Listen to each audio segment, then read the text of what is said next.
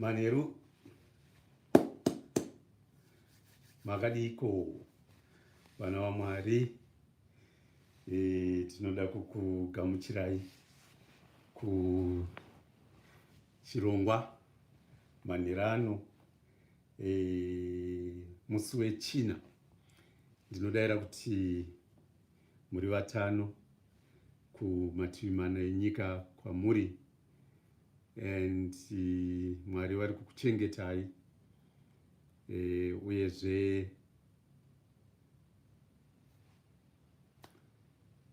what else can I say? Good evening, this is Evangelist Mangwende, and as usual, broadcasting live from Gosport, a wonderful small town in Portsmouth. And hello, Dzinokodza. And like I always start by saying, ngatitendei Mwari kuti tiri vatano, tiri vapenyu, kuti tiri musituation yatiri, regardless yema circumstances atinogona kunge tiri. Ngatitendei Mwari kuti maita zvenyu nekuti ndirarame ndingowa in this moment, nekuti kune vamwe vakawanda wenga vari kushuwira, kune vamwe vakawanda vari kushuwira, ari kungoti dai mangondipa just a minute, but nyika iri kuti kwete, mazuva akwana, nguva yakwana. Mwari ari kuti nguva yakwana. Nature iri kuti no, you cannot go beyond this point, and enough, this is enough, you have done your part. So kana uchiri kutombopiwa nguva, ini ndinoda kutenda zvangu Mwari zvikuru sei kuti vanondipa mukana wakafanana neiwoyo wekuti ndingovewo available nekutaura, kungoropodza. Sometimes I just talk and talk and talk and talk, ndichingotaura, ndinofarira kutaura. This is me and this is what I do. Kana kubasa ndekwekutaura, mukati meupenyu ndemekutaura, kuparidza ndekwekutaura, and we are always Elijah Mangwende, how are you? I've told you before that ukangobvisa one ngwe mwe wacho baba ya Mangwende, but in the back of my mind I always think you have just added ngwe kurasisa wengi, but well, time will tell. Now nasi tine nyaya tinayo nasi inhau yengano dzinokodza moyo. Ngano unoziva kutaura ngano chaiko chaiko. Now ndichitaura nyaya yengano, munoziva pane chimwe chinhu chiri kudisappear mukati mekugara mevanhu vatema. Mamwe marudzi anochengetedza nhoroondo yawo, anochengetedza zvinhu zvinoitika mukati meupenyu hwavo sevanhu. I'm seeing vana vedu chaivo chaivo, munoziva vana vedu chaivo chaivo vatiri kuzvarira in the diaspora, even vatiri kuzvarira kuZimbabwe, we are discouraging them kutaura rurimi rwamai vavo. We are discouraging them kudzidza zvechivanhu chavo. We are discouraging them kuziva tsika nemagariro edu isisu sevanhu. And slowly we are losing our identity. Slowly we are losing our moral values sevanhu vatema. Sure, inini ndinozvipa mhosva. I've said this, or I've confessed this before, that mwana wedu atakazvarira munyika ino iyi, we did not teach her a lot of shona pakuzokura akuenda kuchikoro. As a result, the little shona that she had yakubuda, but now she has expressed a very, very keen interest to start learning shona again. Nekuti I think something has clicked somewhere, kuti zveunhu hwako, zveshona yako, zvendebele yako, zveswahili yako, zvekalanga yako, zvebuja yako. It's very important. Munoziva nyika yedu yeZimbabwe yarasikirwa nenhoroondo yakakura. Handidzivi kuti vana vemazuva ano, vana vari kufunda mazuva ano, vachiri kumbodzidziswa here nenhoroondo yana Chaminuka, nenhoroondo yana Nehanda, nenhoroondo yana Nehanda Nyakasikana, vana Sekuru Kaguvi, vana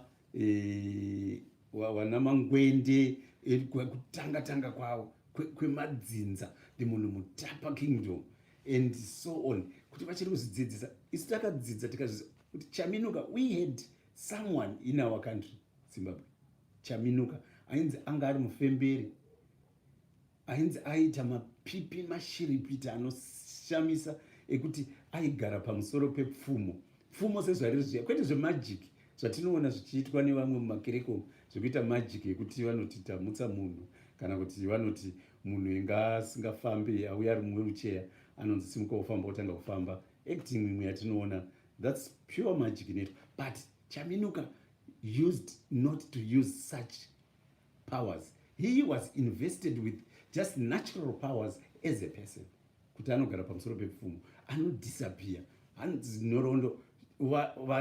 Varungu vaida kumubata vakamutsvaka, vaimutsvaka aingodisappear so, vachida kumuuraya achingodisappear so, kusvikira azoti kana muchitoda kutondiuraya inini mwana mudiki diki chaiye asina kana nechipomerwa, asina kana nechi. We have got a history. Ndizvo zvimwe chetezvo nengano. Ngano zvinoita sezvinoshamisa kana taakuverenga mubhaibheri kuti kune maparables. Jesu waidzidzisa nemaparables. This shows how important metaphors, similes, parables, ngano chaidzo dzakakosha sei mukati muupenyu hwevanhu, dzakakosha zvikuru.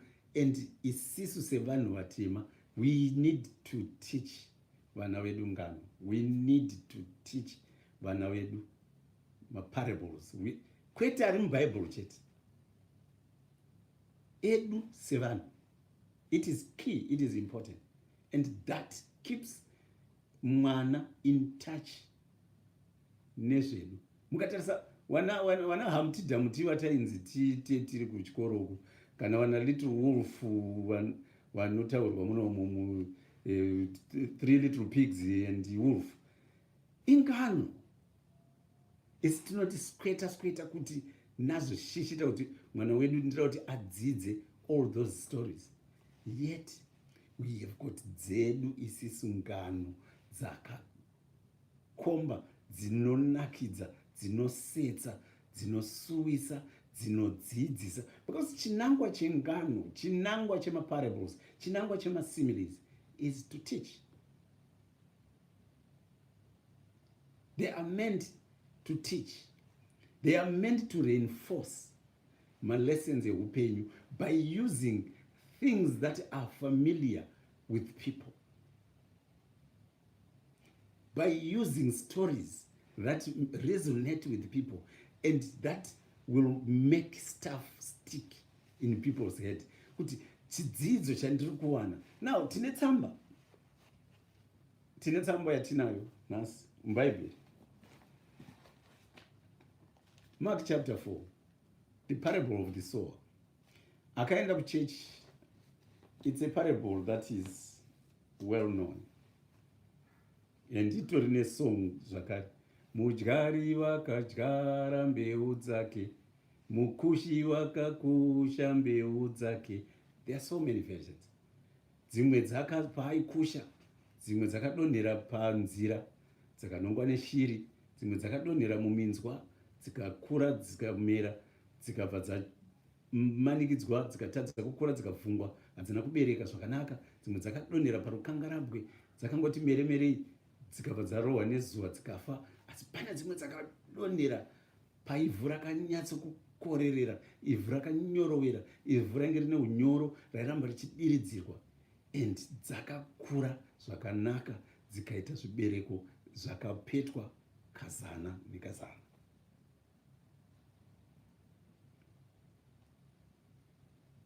Hanzi Jesu waidzidzisa through maparables. Ini ndakakura ndichigara nana mbuya, ndichigara nana sekuru, vainge dziri shasha dzekuita ngano. Manheru ega ega mapedza kudya, marongedza twese maienda kwamudhara chidhegere kana kuti kwachigarugaru, moenda monogara, kana kwamashanga manyoro, makukutari wedza, kana kuti kwamwani, kana kuti kutoyambuka mhiri kwana magaba chaiko tichiendera ngano, kana pana asikiti apo pazasi apapo, kana kuti kwana azhonga taienda tichinotsvaga vadhara namambuya vakanga vaine ruzivo rwekutaura ngano. Mosvika kumogara makatenderedza choto. Manje pane mudhara mumwe manje mudhara chidhegere, dzaiti kana maenda kumba kwadzo kuti muchinoda kuteerera ngano, mangogara uko, idzo dzaibva dzagara pamusuo, dzakapira gotsi kumusuo, hapana anobuda kusvikira mati eke. Now hanzi kusvikira mati eke, ndiani anodaro kuti kusvikira mati eke, hanzi kusvikira mati eke, ticharamba takangodzanya chete. Now taitirwa ngano dzakasiyana siyana, and how would they choose ngano yekutaura kana kuti ngano dzekutaura manheru? We were still too young to actually figure out how they would choose ngano yekukutaurirai, but nekuzokura I realized kuti they were not choosing ngano at random. Vakanga vasingangodzisarudze ba at random, just like what Jesus Christ used to do. Kuti akanga asingangopike maparables ekutaura at random, akange achitarisa situation ine vanhu. For example, ukatarisa paanodzidzisa the parable of the sower,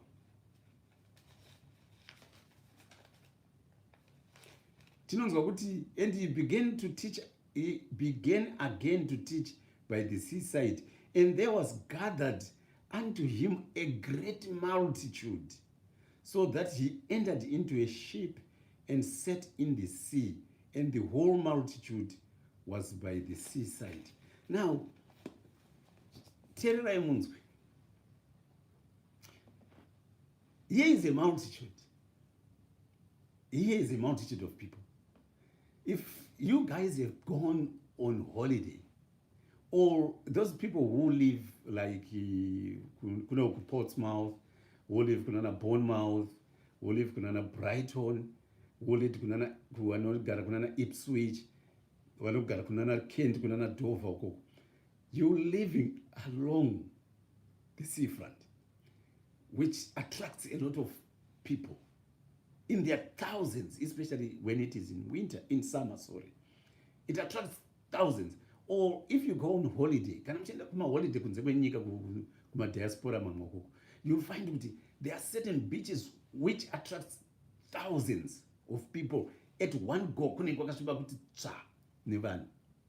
Now, imagine here is Jesus Christ, who then is along the seafront, along the beach, and people hear that Jesus Christ is around. This is someone who is a healer, who also not only heals but provides food to the hungry, and not only providing food but also the word of God. Just imagine how many people would come. They would come in their thousands, and Jesus saw them. And for him to be able to teach, he had to go into a boat. Now, I'm thinking, Jesus finds an opportunity.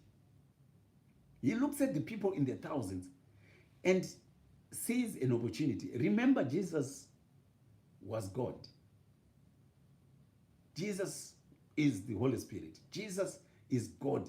Kana maona ini, maona Baba. So he knew exactly what was in people's minds. He knew exactly the composition of the people who were along the shoreline, who had come to listen to him. And he seized an opportunity to teach them through a parable. Through a parable. This is good teaching. Mufunge vana vamwari. Those who have got children, those who are planning to have children, those who have got even grandchildren. When do you seize an opportunity to teach? It is when you have got all of them in one place. When you've got your children, when you've got your grandchildren together, and you catch their attention by something. Jesus took himself from the shore into the sea so that all attention would be on him. Now I can hear your thinking. I can actually sense the way you are thinking. Now, how would Jesus, without a megaphone, without a PA system, minister to thousands of people along the shoreline? There should have been thousands. This is where the trick is.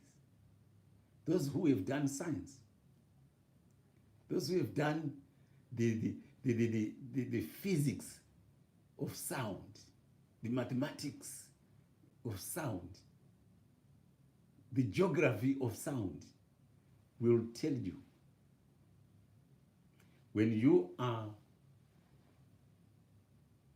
at the seafront and you actually go into the sea, your voice is magnified when you talk. And don't forget, this was God talking to people. So, he seizes that opportunity, just like you should do. Seize an opportunity, knowing when it is the best time to teach. Finding an opportunity and seizing the moment to teach. And Jesus uses a parable. That when I say working was not teach from nowhere. Why Tarisa? What has been happening? Was during this week? What have they been up to? Saka kana paine somebody engari kuita mskanzwa. Kana kuti kana menge muri kuitwa mskanzwa steri kumuraini. They would seize that opportunity to teach us not to be mischievous, to remember that obedience is the best. Kana paine wangu vari kuita tsotsi kana paine wangu vari kuita zvekupusa kana kuti vari kuda kungodzidzisa zvongoti ngatichenjereiwo tisangonyengedzwa nezvinhu zvisina basa. They would find and seize an opportunity. Now, how did Jesus Christ choose the subjects to use more parables? There's a lot of things that we do not understand about the Word of God and the Jewish traditions and so on. Nasi unoyu ukaparidzira ndakamboiverenga vhesi kuchechi rimwe gore. We had a problem nevakomana vechidiki nevasikana vechidiki and so on. Vaibvunza kuti, what do you mean by sowing? What is sowing? Why? Because it's no longer there.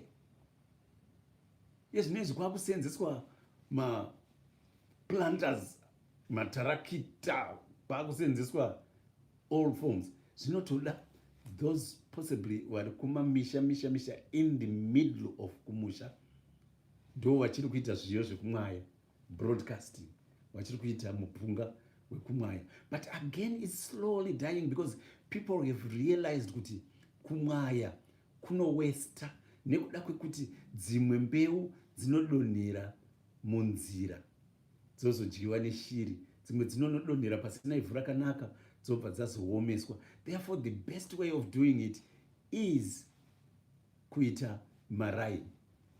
Takutara maraini negejo kana kuti necaraveti kana kuti nehara, then tochiteera kana toita zvebadza, handiti zvebadza tichitimba tichiinda. So nyaya yekuita so, it's no longer common. So people know, using this parable today, it might mean nothing. It doesn't mean anything. Sowing. So how can a seed go on the rock? Kana ichiplantwa nekuda kuti munda wacho mazuva ano munda wakunyatsorimwa, vanotita vanitongo wachano kutanga wapinza kuti you know, minda yemazuva ano nechikonzero chekuti kwakuseenzeswa Google Maps pakurima, minda yakunyatsotanga yaleverwa. Saka vanotombobvisa top soil rese, wotoblasta matombo ese arimo, wonyatsomeka sure kuti panaka, then wochizoita malayers akasiyana siyana evhu, then they return, they put back the top soil, and unoona munda wakati sandra uri level zvekuti mvura haiwereri, mvura will just sink when they so teaching mwana wanhasi this parable will take a long time for them to understand. You will have to illustrate, you have to use PA, you have got to use overhead projectors, or you've got to use other methods, diagrams, pictures, and so on, kuti waone the picture of what you are, of which it becomes too long and it loses sense. So Jesus was very good at just picking the right example at the right time. You find kuti anotora example yemukushi wembeu, because during that time kukusha was the order of the day. Kana varimi vachita zvokurima, it was the order of the day. It was the order of the day during that time kuti vanhu vanopinda mumunda vachisakura. These days vanhu havachasakure nemaoko, saka vanhu vakuseenzesa weed killers. They are just putting weed killers and they just come nema caraveti or nema ridges, and they just do everything that way. Akagara pamusoro petractor. Saka nhau yekuti sora nezviyo zvikurirane pamwe chete, today akusina musenzi anoenda achinopinda munda achiti inga makangoningira, nekuda kuti all unwanted plants, they are killed by herbicides. So Jesus knew, even today, it is very crucial and important kuti when we are teaching in our churches, when we are teaching and using examples mumakereke, we need to be careful what examples we are using, what examples we are picking to use. Nekuda kwekuti some that in vanasekuru vedu, they would know what has been happening and choose an appropriate. Now, what does an appropriate parable look like? An appropriate parable is one that is appropriate to time, one that is appropriate to the audience, and also appropriate for the message. It must serve the purpose. And also, it must be a parable, Ngano, kana kuti a simile, which does not show discrimination. Nekuti kune mamwe parables, kune mamwe dzimwe ngano, kune mamwe masimiles which might be misconstrued by people to imply that you were looking down upon other people. Say, for example, today we know kuti mukugara disability is now, we now know, does not mean or translate to inability. Therefore, the examples and the parables, the similes, nengano dzatinotaura dzatakufanira kumaintaina nekuseenzesa in public forums hadzifaniri kunge dzichirakidza kumhura a certain category of people. Dzinofanira kunge dzichita embrace our differences.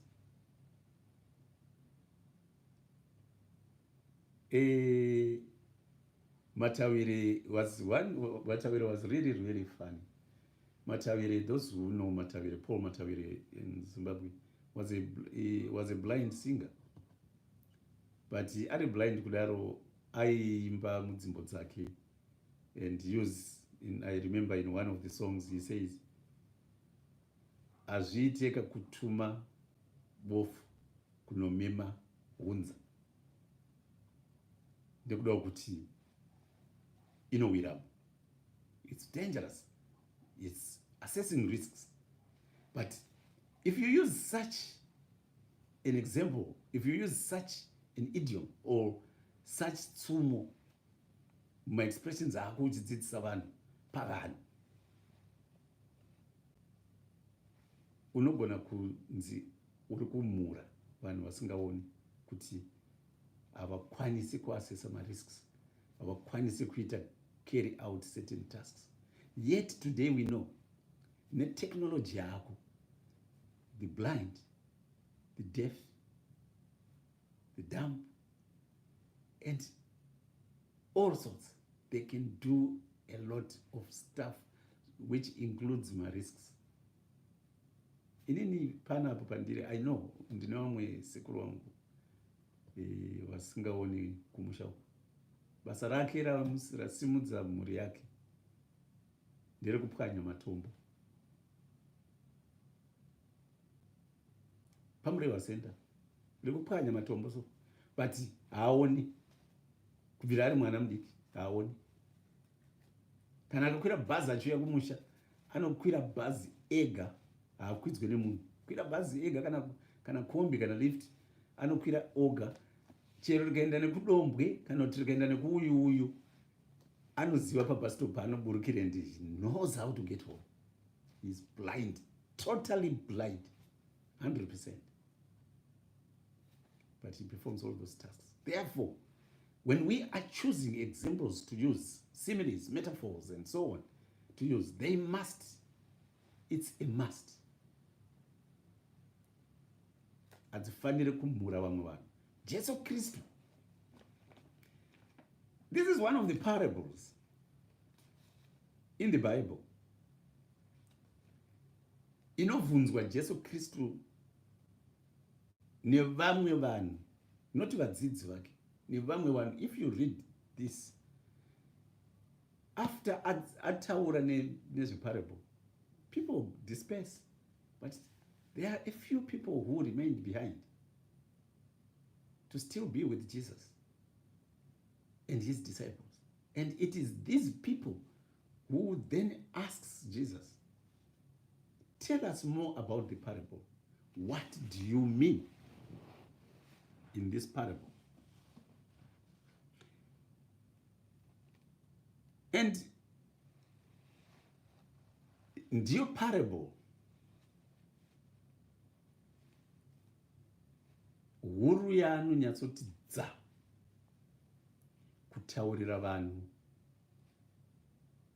vasiri vadzidzi vake kuti parable iyi inoreva kuti kudii, zvekuti haidi interpretation, but tinogona kuinterpreta nepatinoda. nekuti Jesu Kristu akatisunungura akatipa freedom. Haidi interpretation nekuti Jesu Kristu wakaiinterpreta straightforward kuti chakati chinomirira chakati, chakati chinomirira chakati, chakati chinomirira chakati, chakati chinomirira chakati, end of story. Jesu waidzidzisa kuburikidza nengano, kuburikidza nemasimiles, kuburikidza netsumo chaidzo. Now ndakatokuitirai ngano, mungafunga kuti pamwe ndiri kuita mafibs ekuti ndinoziva ngano, ndinoziva hundreds engano. Kana ndikatora zvangu nguva yekuti ndinyatsoti pasi gada, I can write a book yengano. I was thinking about that today kuti I think ndofanira kungorekodha zvangu in audio for the benefit of vana vangu and vazukuru vangu kuti wagozo player, record them and burn them on a CD or put them on a memory stick or keep them on Google, because formats kana kuti methods ekuseva achachinja. Takanga tichimboita zvokuita patepi dzekurana tumatape iye zvinezvi takagara nawo mamwe matepi arimo ainzi chima floppy disks tinawo zvinezvi wakutoti kana wakuda information iripo umboenda naro kune someone anoita zvekutransfer kuisa apa zvoenda apa. It's no. So I think kungochengetera zvinhu zvako paGoogle it's a huge hard drive where you can just extract them as and when you need them. So ngano dzedu dzechivanhu isisu,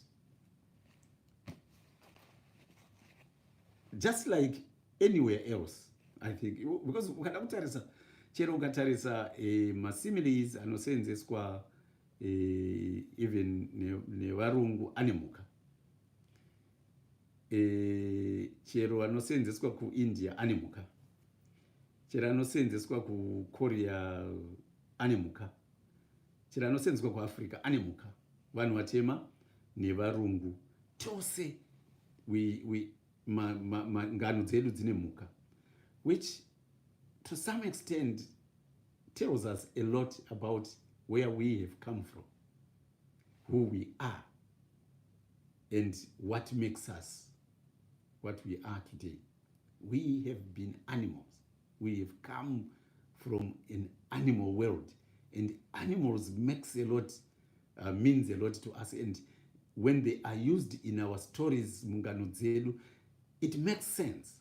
It clicks in our heads very, very quickly because it is part of us. DNA yacho irimo. Saka unoona kuti ngano dzedu zhinji very common muna tsuro na gudo.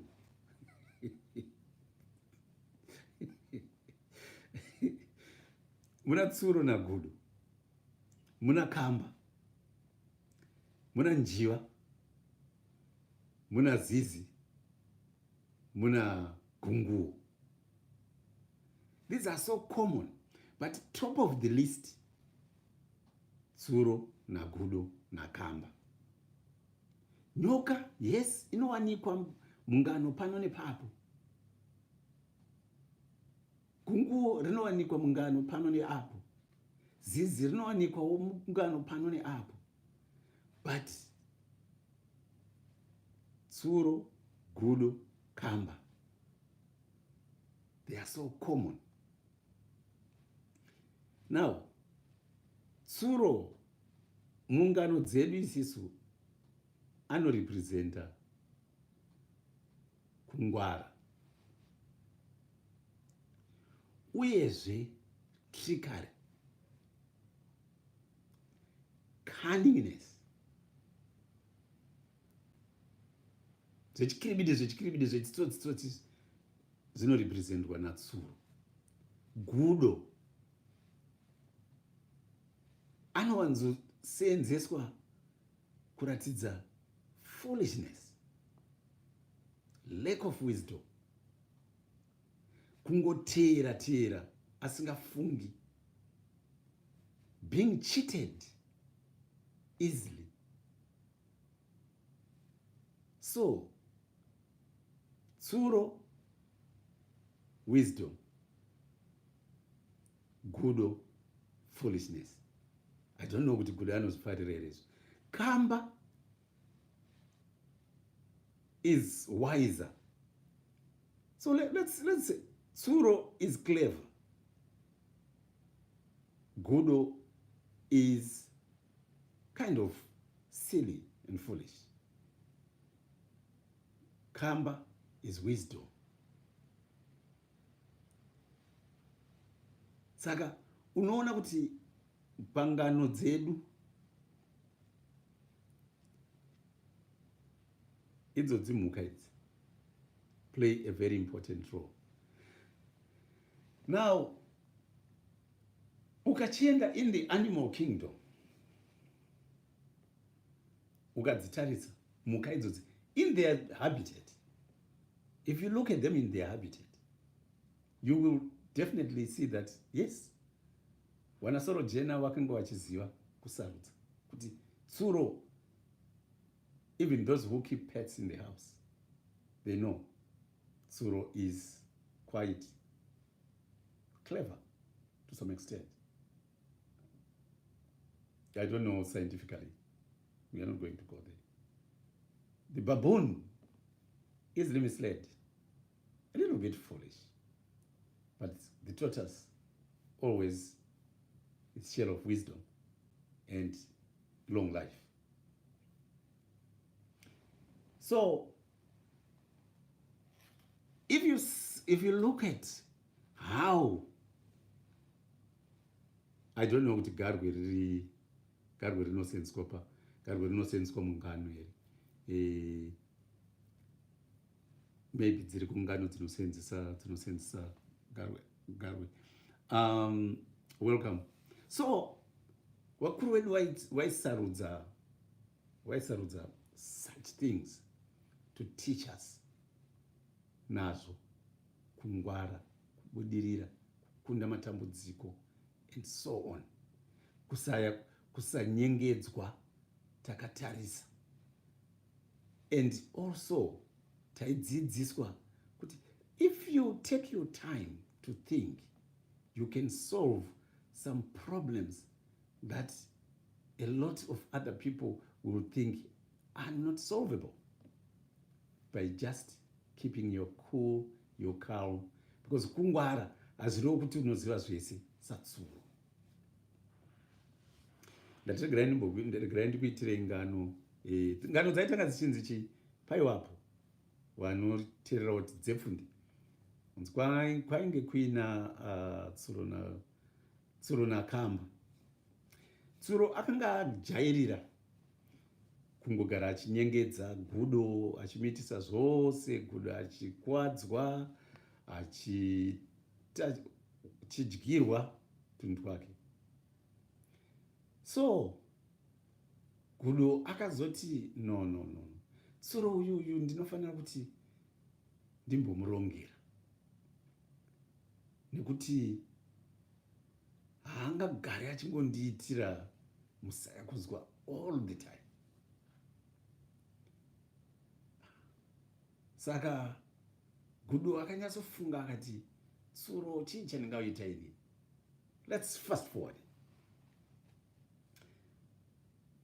Ndokuita mabiko. Zvikanzi ndoda kumusukuru tsuro, ndiri kukukoka kumabiko. Tsuro akati zvangu zvaita. Gudo nemupusiro wake uyu ndiri kunomuonesa ndondo, ndini ndichadya chikafu chese chepamabiko. Nyambisirwa gudo nehama dzake, munongoziva gudo ka, ndivana makwira miti, wakanga waitira mabiko avo mumuti, mugumtree. Mugumtree. Manje munoziva mugumtree nemutsvedza kwavo natsuro.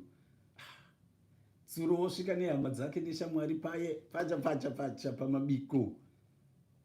vanoti ko zvikanzi tiri munoka ndo matinogara kaisi uyai tsuro kudoti kwari zvikanzi ko zvino tingakwirise hatikwiri mumotikari nadzo zvikanzi zvino mabiko edu isisi wana feni anoitirwa pai anoitirwa mumuti kana musingagoni kukwira saka hameno zvenyu Gudo nehama dzake vakutodya zvavo vachisvisvina vakaruma vosvipa saka tsuro akazopedzisira nehama dzake vachingonhongawo mafufu akanga ari kurasikira pasi.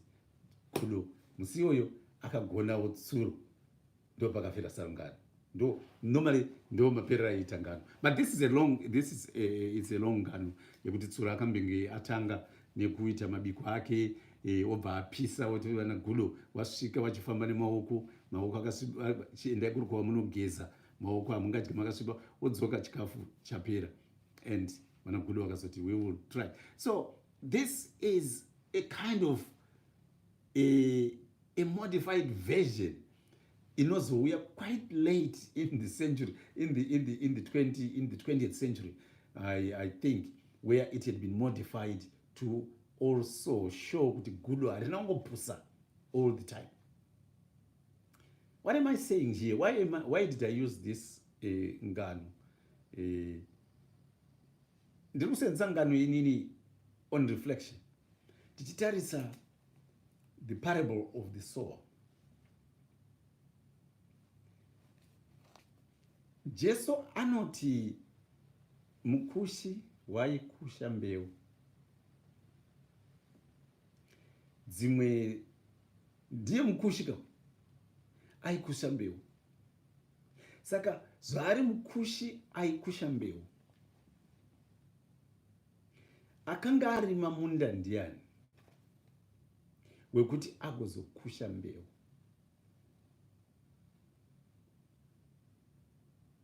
Mumwe anorima, mumwe anodyara, mumwe anomeresa nekukudza. So ndikuda kuti waverengi wevhesi iri weparable mutidzamise pfungwa, a little bit analytical, kuti did Jesus really teach everything about this parable, or he left some things out deliberately?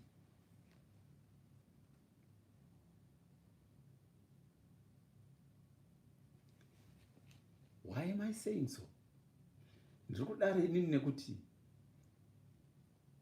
kana mukushi anga ari iye muridzi wemunda, he then should have known the demarcation yemunda wake. He should have known pane matombo pasina ivhu rakakwana, nepane masora, pane minzwa pasingasvike zuva rakakwana, uyezve pane ivhu rakakorerera panomera mbeu dzake zvakanaka. Mukushi aizviziva, aifanira kuzviziva, but Jesus Christ in this parable zvinoita sekuita kunge mukushi did not care about the seed. Aingomwaya kuti padzadonherawo,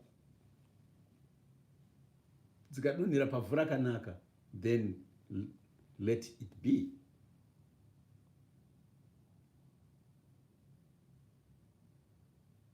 Dzadonherawo parodi dzichadyiwawo neshiri, dzadonhera parukangarabwe dzichatadza kumera zvakanaka nekuda kuti hapana ivhu rakakwana, dzadonhera muminzwa dzichatadza kukura because they will be choked, they will be deprived of sunlight to grow well, and they will not produce. They will grow, but they will not produce nekuda kuti dzinenge dzisina kuwana enough space, enough sunlight to produce well, and even pollination. But chete dzakamera paivhu rakanaka. Now let's look at this parable very, very closely. That in the responsibility was with the sower. So kana Jesu akati inini ndini mukushi weshoko, imimi muri munda, saka inini ndiri kungokusha, so that by chance rimwe shoko rangu richaenda pakanaka. Would we say that was fair? Is that fair? Or how do we really analyze that? Nechikonzero chekuti the word of God, babangadze, welcome makadi, nekuda kuti the word of God, while we must believe each and every word, we also must question each and every chapter and engage that chapter, engage that verse with a spiritual, analytical mind.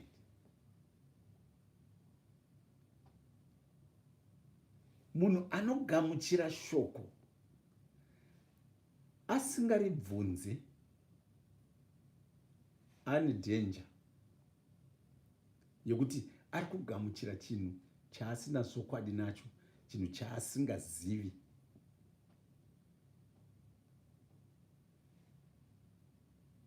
Paulo anopa mufananidzo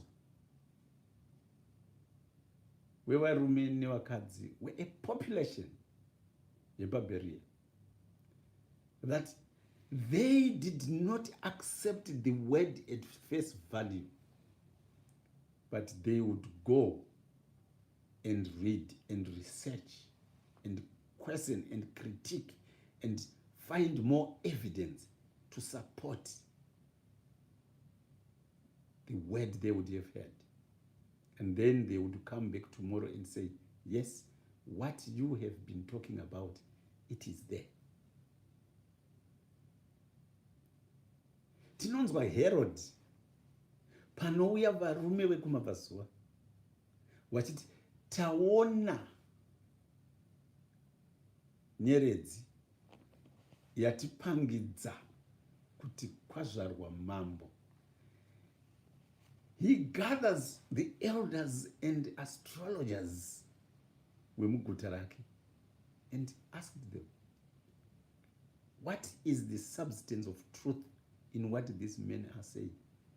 And they said, yes, if we look at the books of astrology and predictions and so on, it is written, Wongu, a king shall be born, and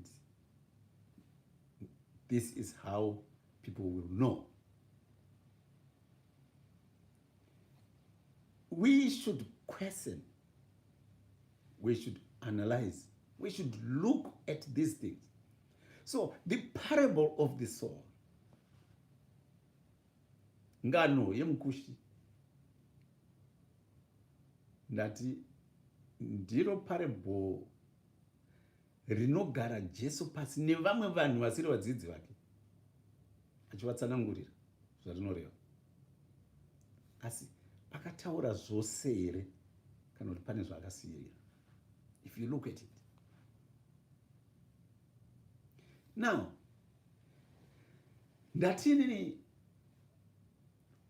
ukatarisa maparables anoseenzeswa, ukatarisa masimiles anoseenzeswa, the objects and the subjects in the similes and the parables are representatives of certain aspects in life or of life.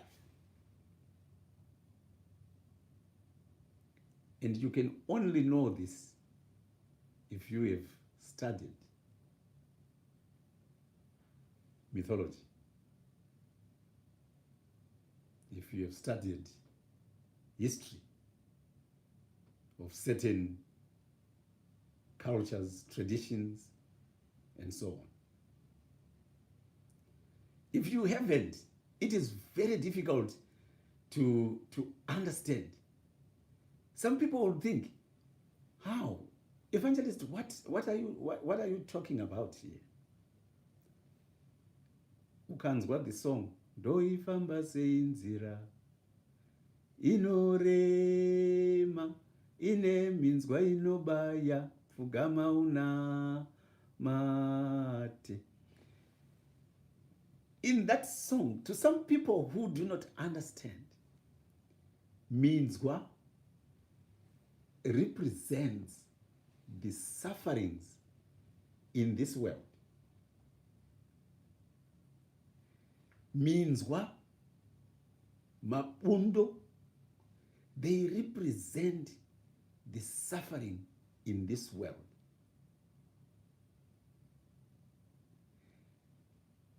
Matombo, makata, rukangarabwe, they represent the dryness, the absence of water within our life, which then leads to suffering.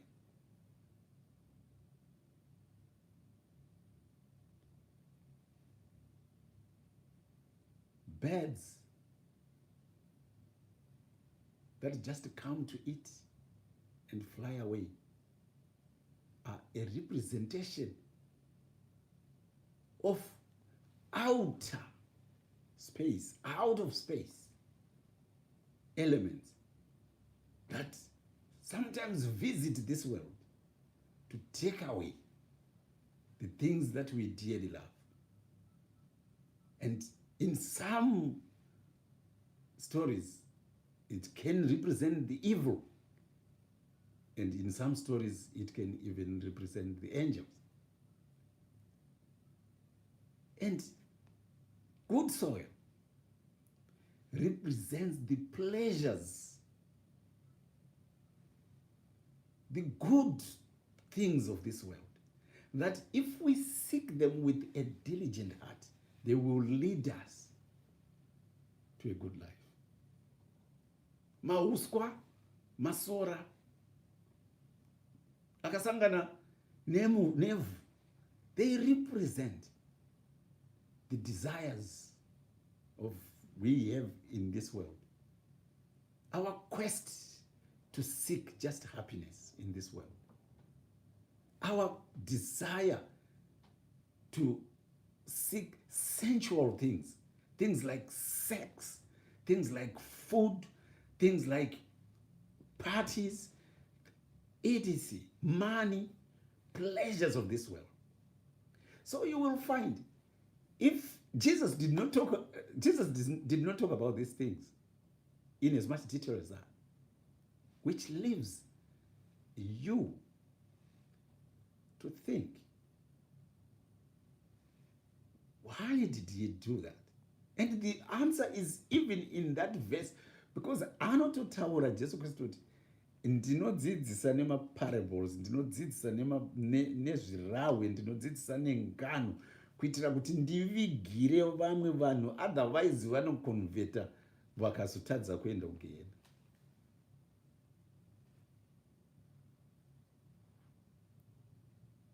Ndinodzidzisira kuti ndibvise vamwe munzira yekuenda kunotsva.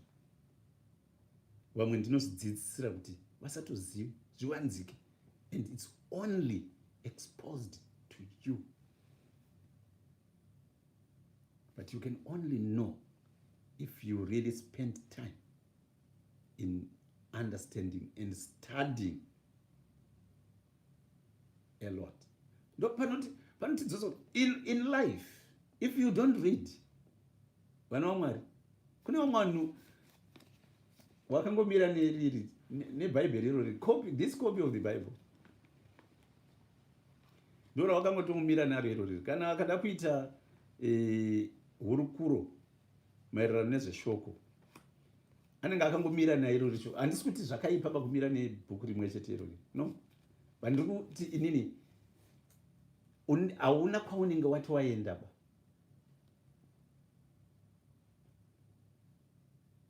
Nekuti kuti unzwisise,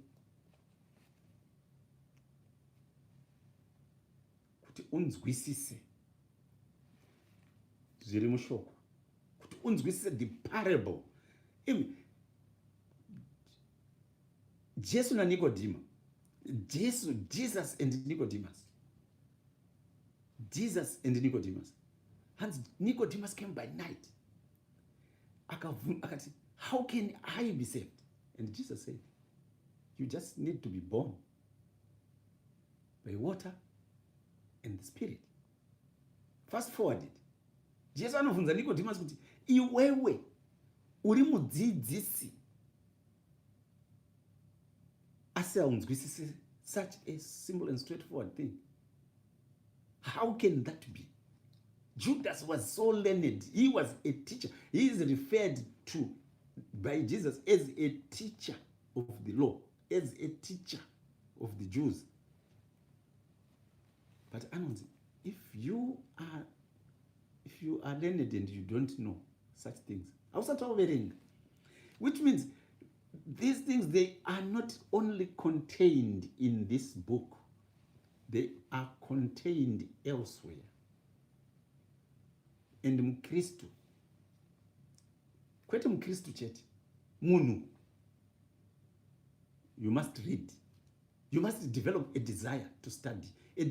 Not to study zokwenda ku university kana kuti you can just study uri pamba kuenda ku library. Kuenda ku library kunoswera ku library chinotora mabhuku kuti ndambowerenga kuti ndimbonyatsonzwisisa kuti iye zvatinoti no tsika mutemo wa Mozisi unombonzi mutemo wa Mozisi chaiwo ndiwo uri mukabhuku ikaka sezvakaitaka wamunonzwa kuti waiwerengerwa vanhu musi weSabata wega wachiverengerwa vanhu nguva nenguva wachidzidziswa mudzimba. Wakazonzi condense it into a small book kauchachengeta pahuma yako apo. Kaunoona vamwe marabhai aneti ngaine kabhuku kadiki kakaiswa apo koiswa mukirwa kubva kasungirirwa. Do you think it is here? No, it is not. So to be able to understand, I am urging learned Christians to study. Not learned. If I say learned, I think it's just going too far.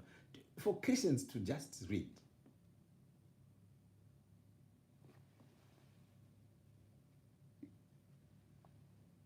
We just need to read. Very true, Babangadze. And because apart from just the knowledge in my book, we also need spiritual knowledge. Spiritual knowledge, if we go to the book of Revelation, John, we are not given, I've not studied backwards, didn't go to John, but he must have been learned. Because Jesus did not pick daft people. No. But my disciples at Jesus, they had some schooling of some sort. Even now, ukanyasotarisa vapostori vanorova basa raMwari vakadzidza, kwete kudzidza kwekungoenda kuchikoro, asi kuti kudzidza pamweya zvakare. But kuna umwe asina kudzidza. I will give you a testimony. Kumount Darwin kwandakambosenza kwenguva yakareba siteri kurushinga uko. There used to be this old man. Ukamupa Bhaibheri iri kumuti verenga fair raimuvhekisa singati. But aiti kana azadzwa namweya mutsvene anokuverengera Bhaibheri iri sekuita kunge professor. Ukaita problem kuti ndiri kutsvaga vhesi riya panonzi Mozisi ari kuburuka mugomo reSinai anoona vana vaIsraeri vakuumba chimurovha adonhedza matablets. I'm going to just like that. But anga sinombodzidza zvinoshamisira. Just spiritually. Aita kuti chipo ini ndakangopiwa naMwari. So spiritual knowledge is also very, very important. But spiritual knowledge has got a basis. Spiritual knowledge has got a basis. Although Mwari wachigona kupa munhu ruzivo, asi chikoro chiriko chinofanira kuti chiitwe, vanhu vanofanira kuverenga. We must find time to read. Kuitawo mabhuku, kuendawo kumalibrary, kutengawo mabhuku mazuva nemachipiro, kana kungoenda painternet to go and read. There's massive, there's loads of lectures, there's loads of talks on religion that will highlight and bring to light a lot of other things that are not in here. So some people actually don't know kuti ku Rome, ku Vatican, kune a museum and library of religion, specifically Christian and Jewish, is there. And you can go and study. You can go and read to try and find out more about shoko raMwari. Rinonzwisisika. Zvese zviri kubvira panyaya yekuti Jesu Kristu paakasenzesa mucherechedzo wemukushi. How many times do we struggle? Do we get angry? Kuti vanhu havasi kunzwisisa evangeli. How many times do we get frustrated? Kuti vanhu vari kutadza kuteerera, vari kutadza kunzwa shoko randiri kuvaparidzira. Vamwe vanhu vanotobuda chechi nekuda kuti vari kuti shoko randiri kuparidza vanhu vari kutadza kurinzwisisa, kana kuti maparidziro ari kuitwa shoko nemumwe munhu harisi kunyatso kundiitira zvakanaka, hasi kunyatso riparidza zvakanaka. Wotosiya kereke. Yet Jesus, munhu iyeyo ari kudaro iyeyo, this parable anoiziva. Mark chapter 4 anoiziva. Mukushi akakusha mbeu. Handina kunzwa Jesu achiti mukushi akatsamwa paakaona imwe mbeu yadonhera murodhi, achiona shiri dzichiuya dzichidya. Handina kunzwa pakanzi mukushi akatsamwa. That there are certain things that the Lord did not say kune vanhu vakamubvunza, but they are there right under our nose. Shiri hanzi mbeu dzakadonhera mumugwagwa dzinofananidzwa neshoko rakakushwa rikapinda mumunhu, asi haana kurigamuchira zvakanyatsokwana nekuda kuti hazvina kukwaniswa mukati maari. Nekudaro pakauya miedzo, pakauya zvinokweva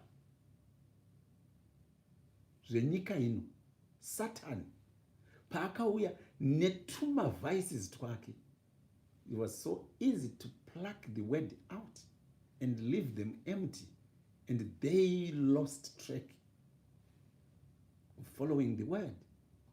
But the sower did not come to chase the birds and say, "Sha, sha, sha." No. So, iwewe kana uri mukristo, iwewe kana uri tongoti chero munhu muupenyu, ukaona shoko rako, advice yako yauri kuda kupa kune mumwe munhu, haasi kuitambira, hasha ndedzei, kutsamwa ndekwei, kunyunyuta ndekwei, iwe waita rako basa. Let me tell you, sometimes it is us who want to fulfill our own interests rather than the interests of the word, which then lead us into distress. If we let go, if I have done my part, let me use this example, which is a little bit crude. Whatever regrendi kudze advice yekudai so.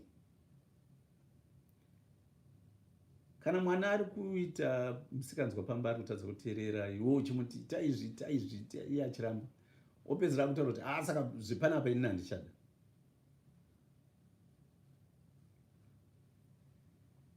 Aikona muti no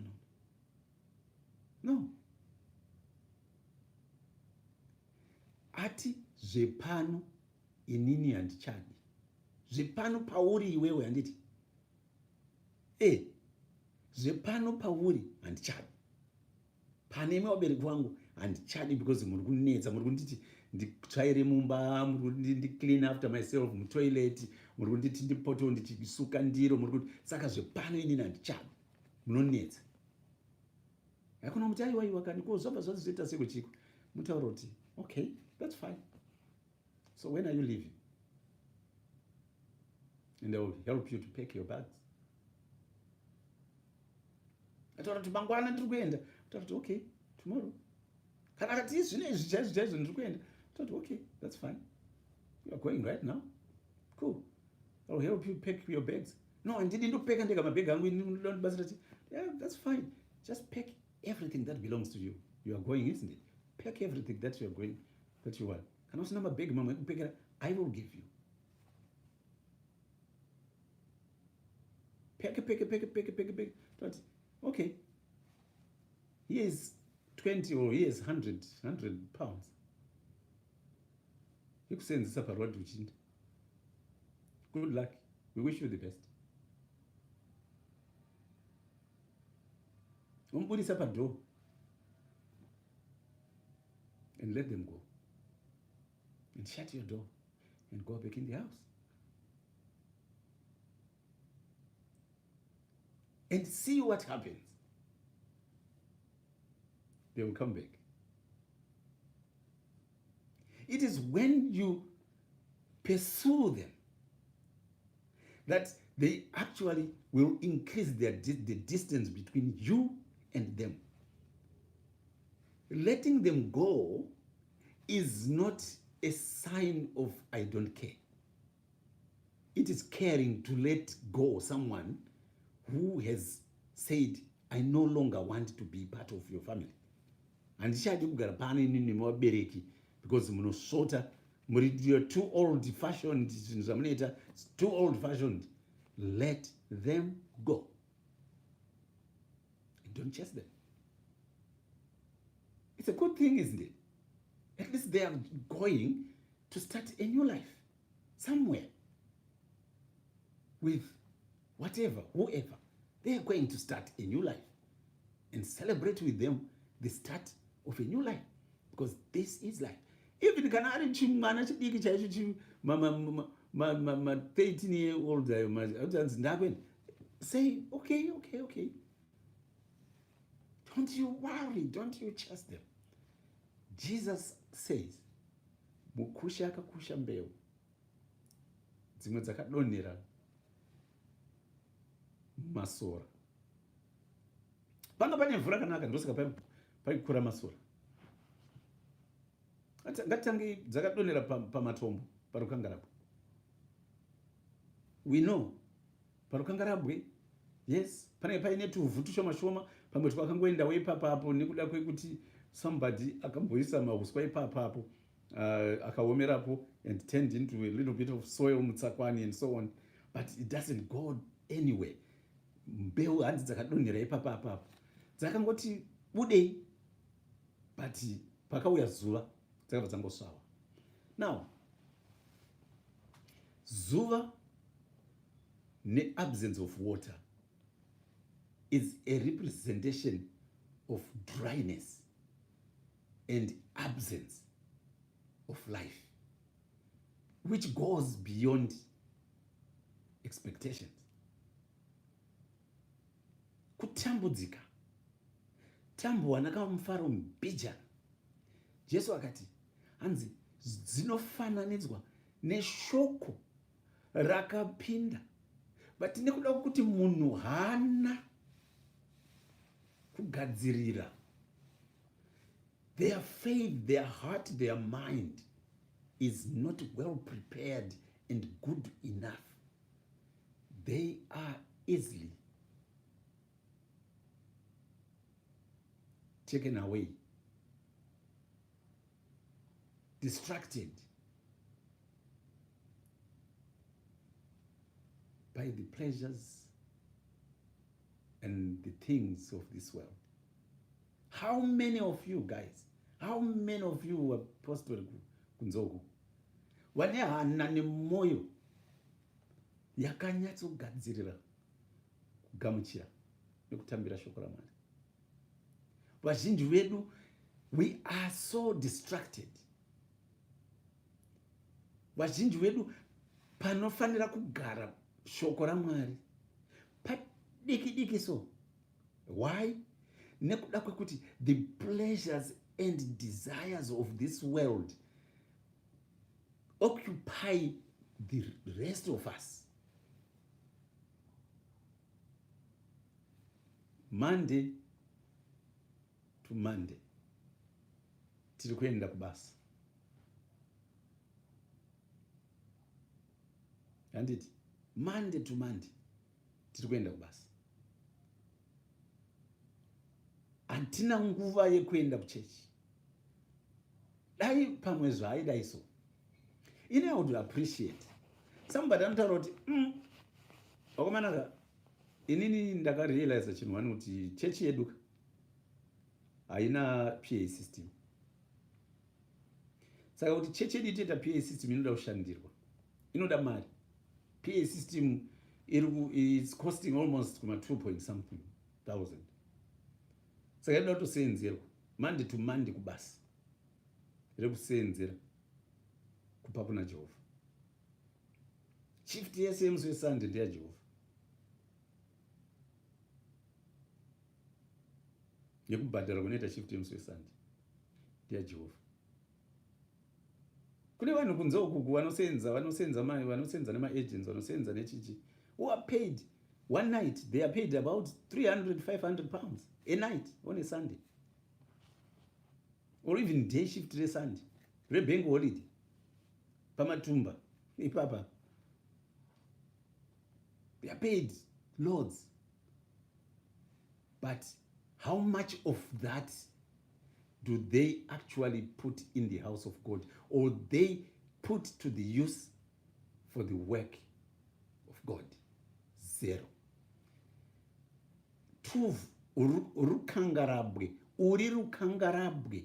You are like the stones where if the word of God comes into you, it does not make sense. It does not make any sense, because one, chero ukaenda kuchechi kwacho, uri kuenda kuchechi wabva kushift, waenda kushift musi weSaturday, uri kuda kudzokera kushift musi weSunday, uri kuda kuenda kuchechi. Muchechi macho you have got divided attention yekuti dai chechi yapera, dai kana kuti you are sleeping, kana kuti you are so tired because you did not have enough time to sleep, and you also are going to work after that.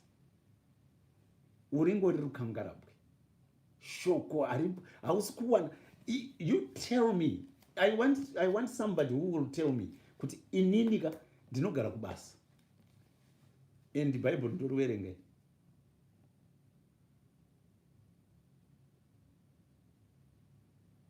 Kana rikasatopostwa vhesi pagroup, mumwe munhu anoita mwedzi chaiwo asina kumboribata bhuku iri kuriverengera.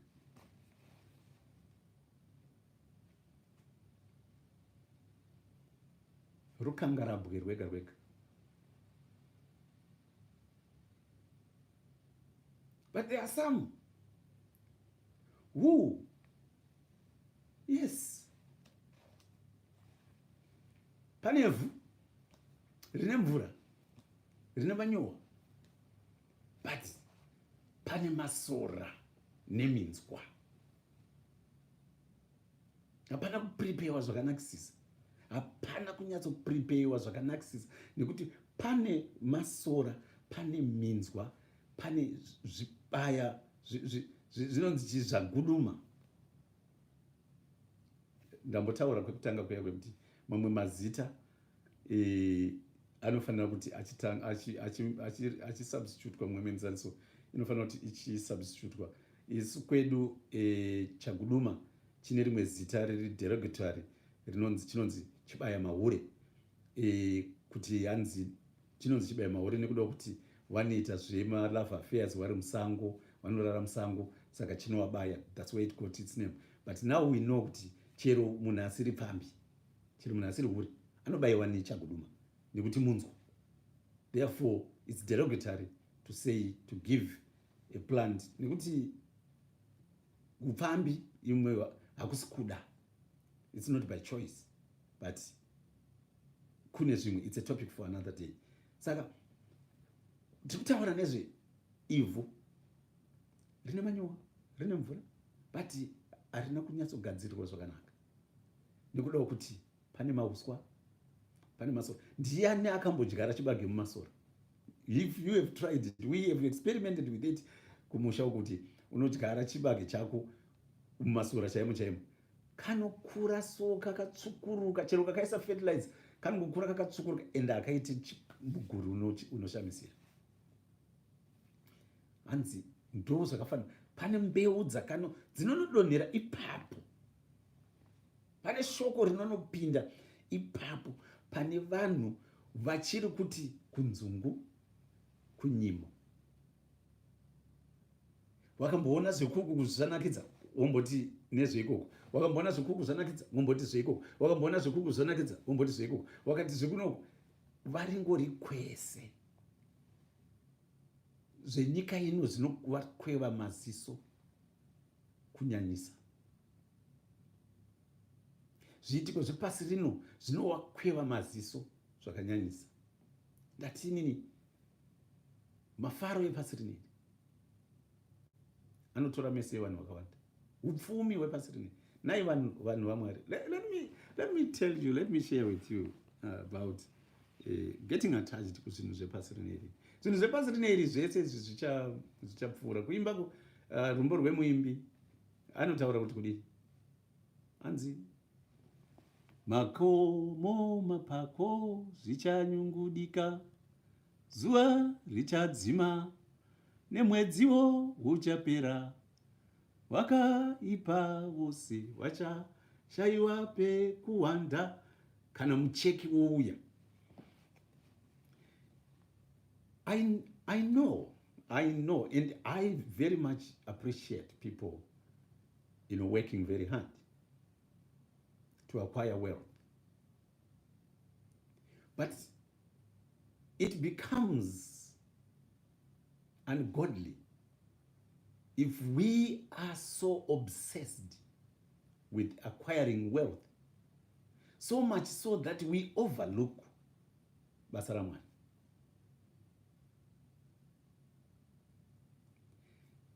Jaya mupfumi, ndingaite sei kuti ndiwane upenyu husingaperi? And Jesu anotiteedzera mirayiro yese yaMozisi. Kanzi I do that, I follow that. That's not an issue. I've been doing that since I was a child. Okay, what is left is for you to go and sell everything that you've got. Give the proceeds to the poor and come follow me. And jaya mupfumi rinobva rasuwa, and he goes away. Jesus turns to his disciples and says, it will be really, really easy. It shall be easy at the end of time for a camel to go through the eye of a needle than a rich person to have eternal life, to go to heaven. Look at the comparison. Look at the comparison. Look at the metaphor. A camel, nekukura payakaita kwekwe. So it will be easy for it to go through the eye of a needle. Nepaburire tsono rere. Chimbofungidzirawo kupinza shinda. By the way, unoziva soko. Imwe nguva kana usina ungovhurirwa, so haungovhurirwa. Taimboziva kuti kupinza shinda paburi retsono paipa. It's so easy. It is so easy. It's so easy. We didn't need it's so easy.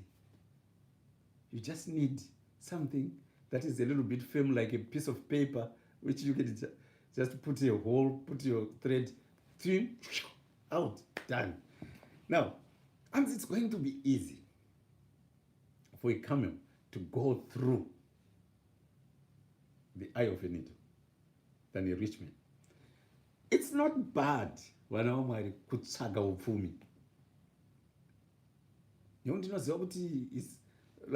Let's say, for an example, myself, ndine vana, ndine vazukuru, ndine mudzimai, ndine extended family,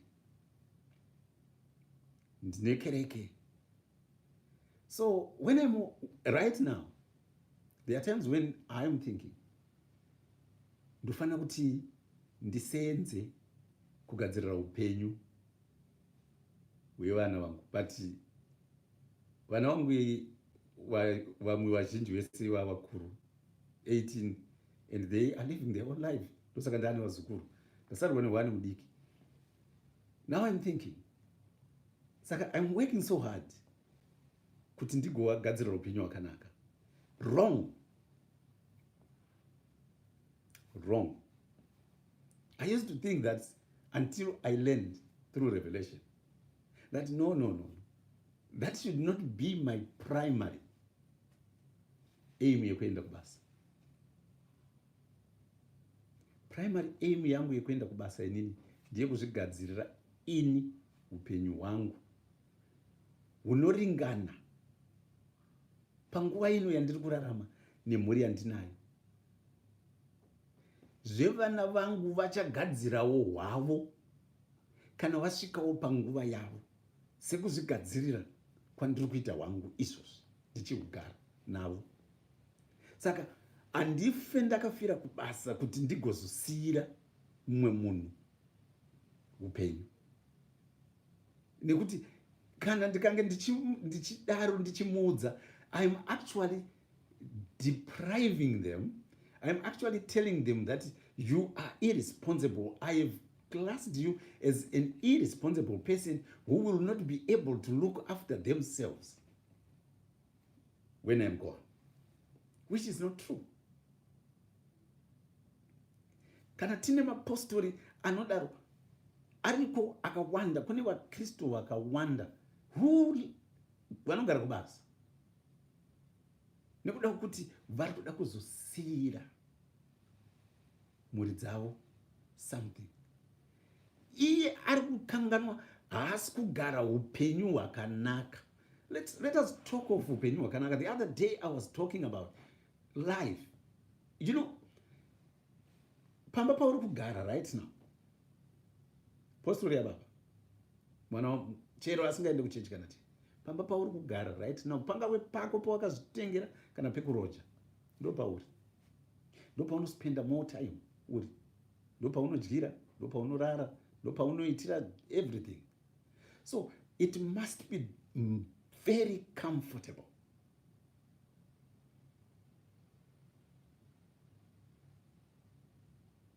Kana uchitadza kurara pamubhedha munyorododo wekuti kana wakarara haunzwe kuti wakarara pamubhedha asi unoita ngori mumhepo, iwe uchisenza uchigara kubasa mazuva ese, something is not right with you. Something is not right. You are not enlightened as yet. You haven't known the value of life and the word of God.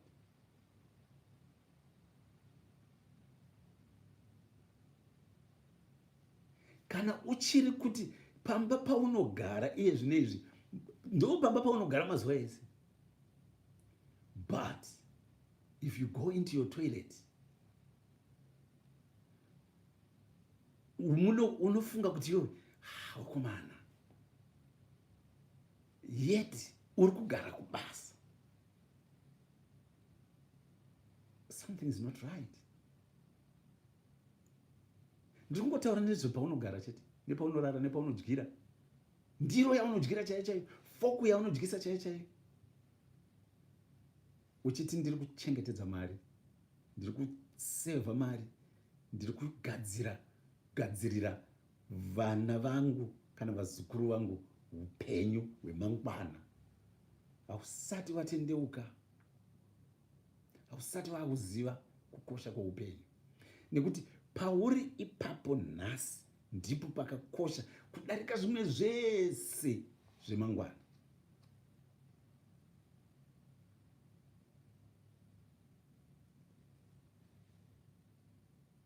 Idya zvakanaka, uchidyira pakanaka. Rara zvakanaka, uchirara pakanaka. Geza zvakanaka, uchigezera pakanaka. Kana zvimwe zvese zviya zviya ngazviitirwe pakanaka. Kupfeka, uchipfeka zvakanaka. Chizora mafuta akanaka, chizora perfume yakanaka.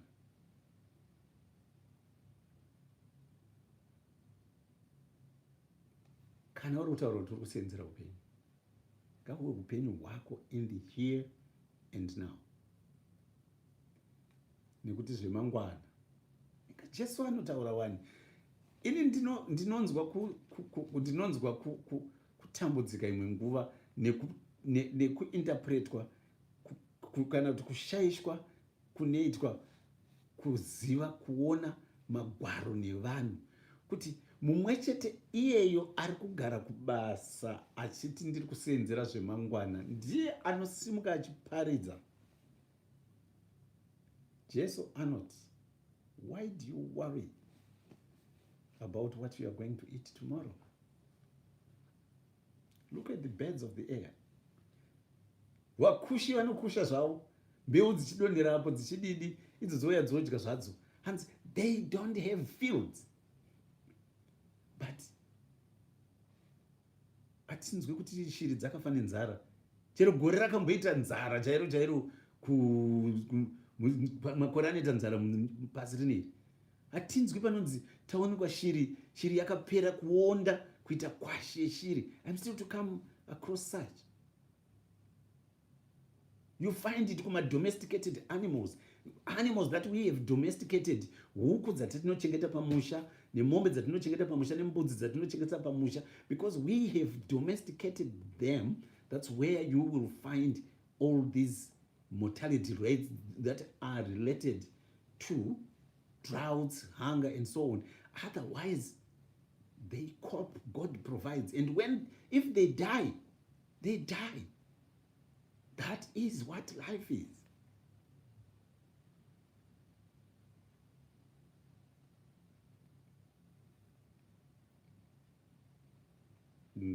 Ngatifunge mbeu dzakadonhera muminzwa hadzina kukura. Kune vamwe tirimo muchechi but takangoondoroka. So takangoondoroka nechikonzero chei? Zvakatikomberedza, mahuswa, mabundu, distractions in life which are taking precedence over the work of God.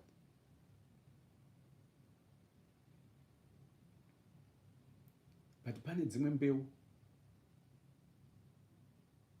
dzinosvodonhera muvhu.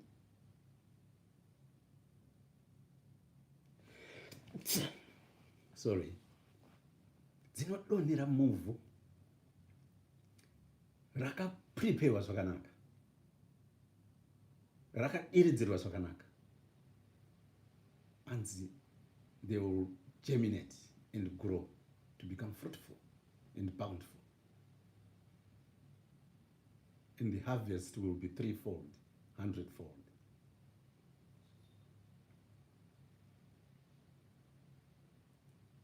Kune vanhu pasi rino ndinonamatawo kuti dai ndenge ndiri saiwo, wasisatorwe maziso, wasisatorwe pfungwa, wasisatorwe moyo nezviitiko nemagariro epasi rino. Wakagamuchira kuti zvepasi rino zvinopfuura, zvinosara. We will leave all these things. We will leave all these things.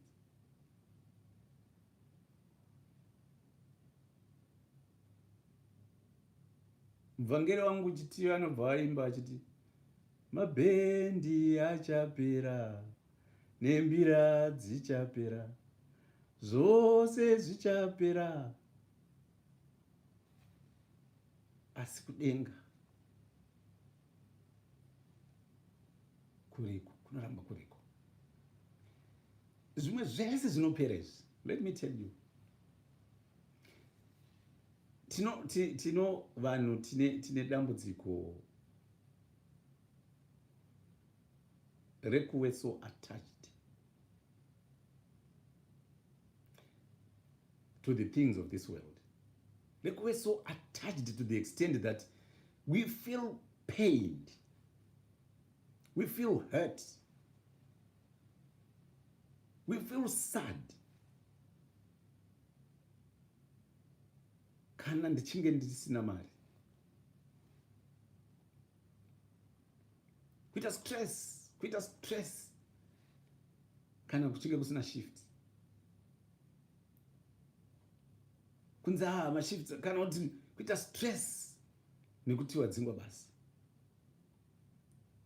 Kuita stress nekuda kuti warambiwa. Kuita stress nekuda kuti andina ari kundidawo. Kuita stress yekuti vanhu vanondireva. Kuita stress yekuti handina shamwari. Kuita stress yekushayiwa zvinhu zvepasi rino. It is because we have developed attachments to the wrong things. Jesu akakunda nyika nekuda kwekusava nema attachments to the things of this world. That's how he managed. He was born ari nyama, akakura, asi chinhu chaasina kuita ndechekuve neattachment nezvinhu zvepasi rino. Even namai vake anocheuka vachichema vana mere vachibararadza vachizvirovera pasi vachidini kuti haikona kundichema ini. No, zvichemei imi nevana venyu, zvicheme iwewe. Just be attached to yourself. Be attached to yourself. Do not be attached to anyone. Usarwadziwa.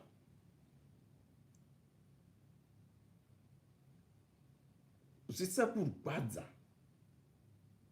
when you lose something. Zvisakurwadza when you lose something. By the way, do not mistake or do not confuse or mix. I'm not talking of love.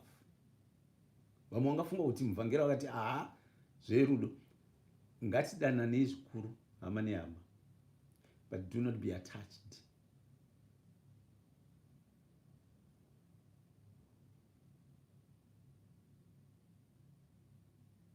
Because kana uri attached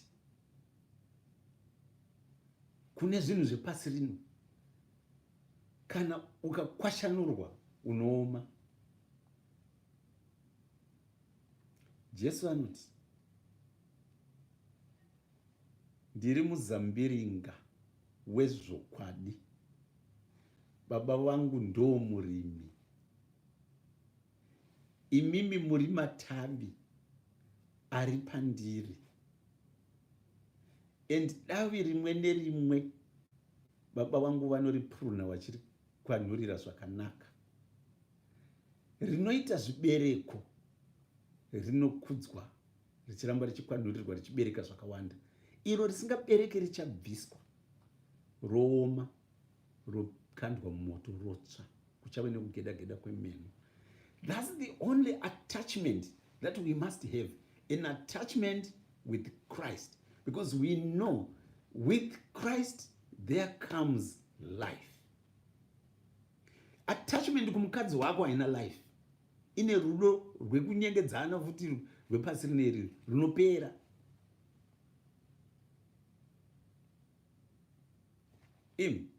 Ndakanzwa vana until death do us part. How many until death is do us part dziri kuswera dzichigadzirwa nana magistrate, dzichitsemurwa nana magistrate? Dzimwe dzine 2 weeks, dzimwe dzine 1 month, dzimwe dzine 10 years, dzimwe dzine 20, dzimwe dzine 30, dzimwe dzine 40, but akanzi until death do us part.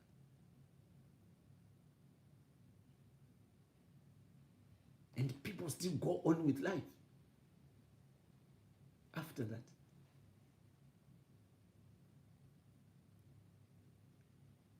Vangani vakati until death do us part vari kunzi uri imbwa yemunhu.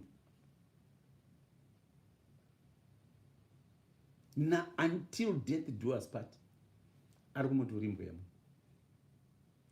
But hanzi nevakomana vemazuva ano, ukaona mukadzi wako achikuti uri imbwa yemunhu, kana kuti murume wako achikuti uri imbwa yemunhu, kana partner yako kana musikana wako kana mukomana wako achitawo uri imbwa yemunhu, unongomutaurira kuti but manje chaunoziva iwowo ndechekuti imbwa haikonze mhembwe. Hazvisakamboonekwa izvozvo. Imbwa haikonze shumba, imbwa inokonza imbwa. Saka kana partner yako kana murume wako ari kukuti uri imbwa iwewe, then it translates conversely kuti naiye imbwawo, nekuti imbwa inongodanana nembwa. Saka mese muri imbwa. It's not a good thing to call each other names, by the way.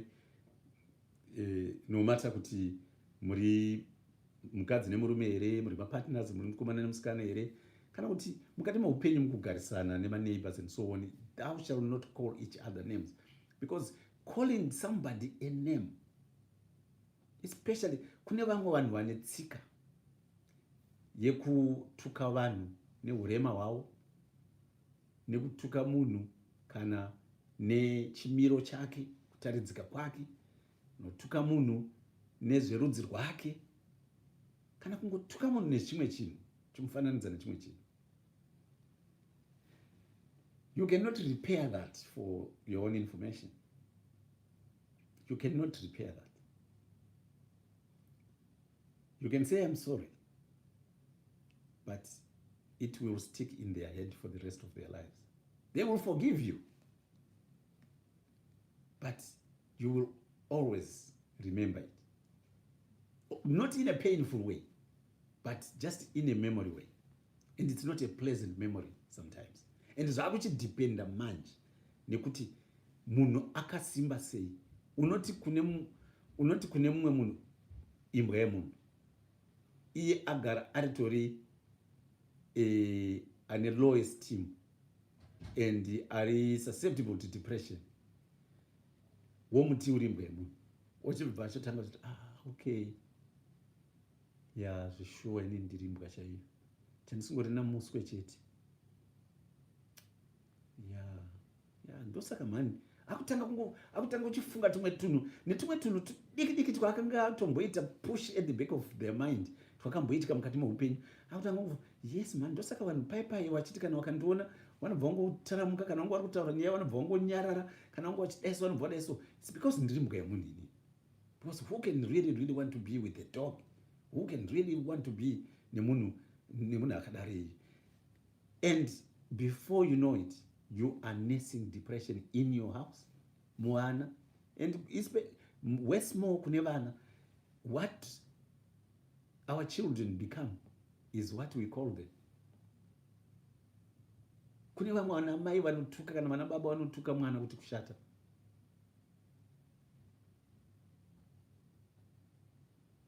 Ndi baba ndamai avo vari kutuka mwana kuti kushata.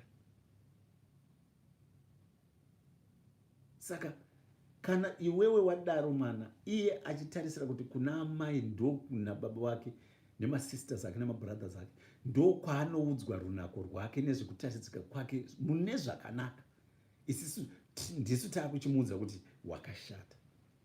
Kana nekunze ukoko anobva atova chipurunyani. Tochiona manje mwana kana mukada kuti handii kwakatoti no ini handisi kuda zvangu kuenda endai zvinhu ndisiye ngondisiya zvinhu ndisiye zvangu panapa munondiri panapa handisi kunyatsonzwa zvakanaka.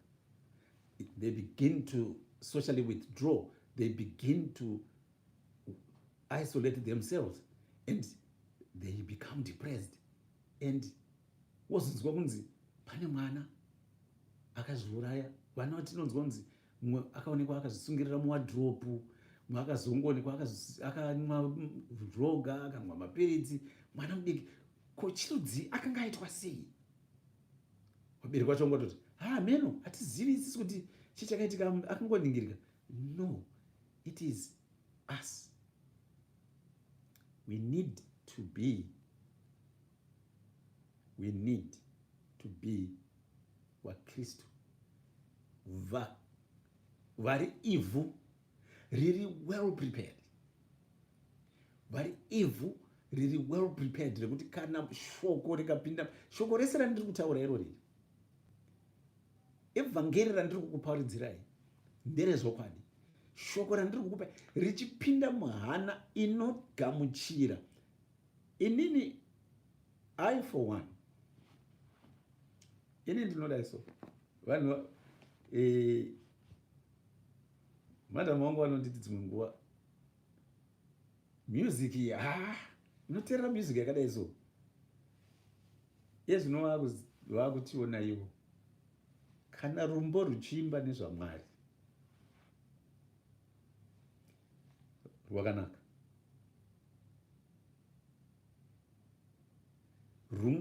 rwakanaka, ndingasafarire arrangement,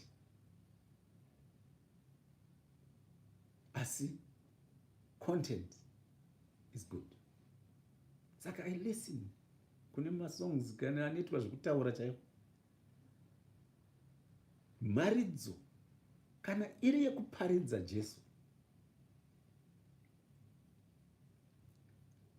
hazvina basa kuti iri kuparidzwa nani, yakanaka. Nekuti inzwaika kuparidza hakusi kwemacompetition. Kune vamwe vanoti ningi haagone kuparidza. What do you mean? Kana muchiti ningi haagone kuparidza, haasi kukusha the word here, maybe iwewo wakuti haagone kuparidza, zvitarise iwewo kuti the parable of the sower uri papi, which medium are you? Uri nzira here iri kudonhera modzi, uri parukangarabwe here pane matombo, pane tuvhu tushoma shoma pari kudonhera modzi, uri minzwa here nerukato nemasora pari kudonhera modzi, kana kuti uri pavhu rakanaka. Nekuti all these factors play a very important part in your paying attention to the word. Hakuna anonzi uyu anogona kuparidza vhangeri. Nekuti kuparidza vhangeri hakusi kwemacompetition. Handisati ndaona kunonzi kwakaitwa competition yekuparidza. Kana kuriko, vanhu ivavo vanoda kutendeuka. Imweni yenguva ndosaka uchiona kuine nyonga kune mamwe makereke. Nekuti vanoti pane vanogona kuparidza nevasingagone kuparidza. Asi vari kutaura shoko raMwari. Munhu wamuri kuti haagone kuparidza asimuka achitaura kuti aiwa kana tabva panapa handei tinoba zvekuba zviya nekuponda nekuchiva nekuroya nekupomba, tiende tichinovenga nehama, tisambopeka nehama neshamwari dzinotambudzika, musamboite rudo. Ndozvaanenge achiparidza here? Kwete. Ari kutoparidzawo kuti hama wangu, mabasa enyama nezvibereko zvemweya.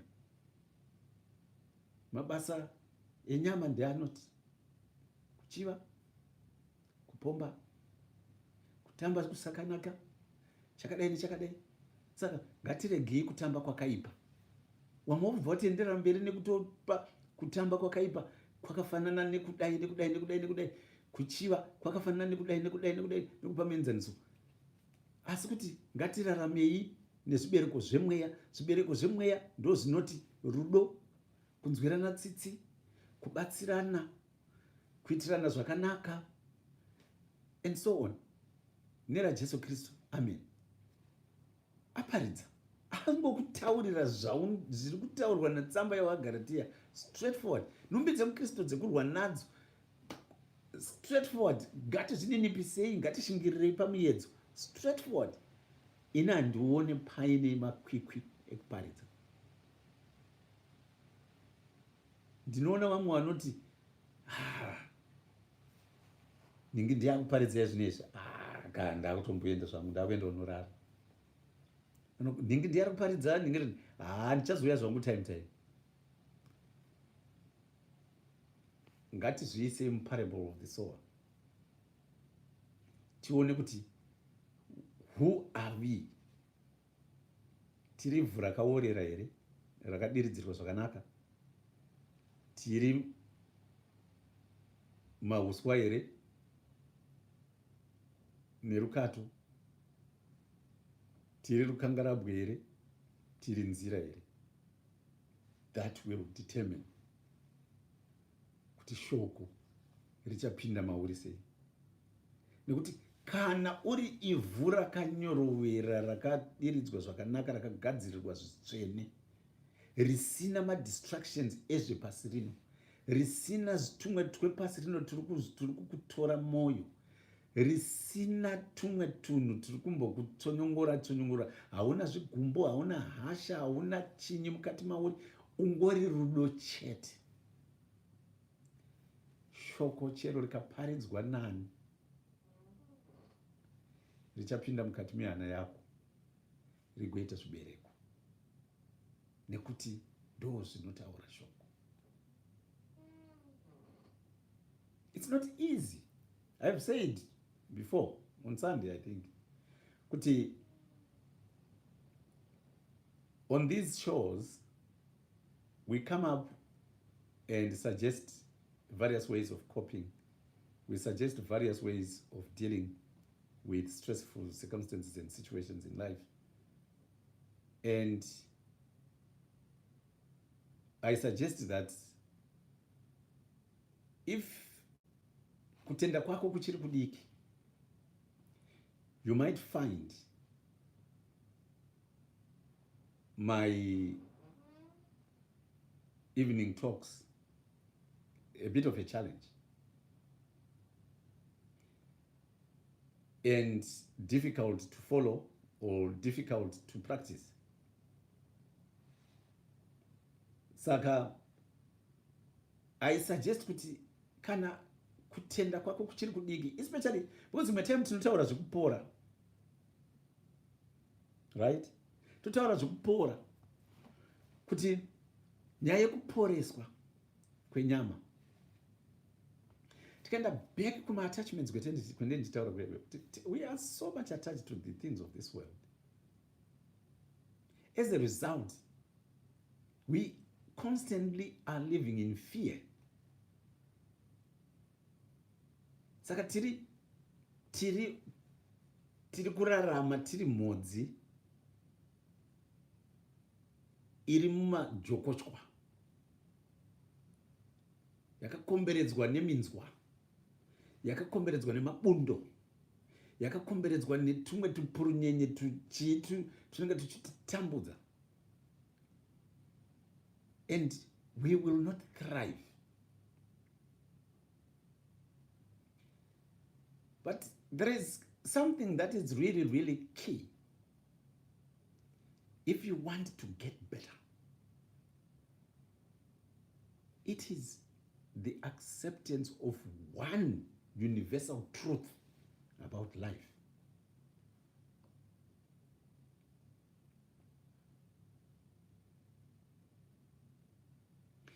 One universal truth about life.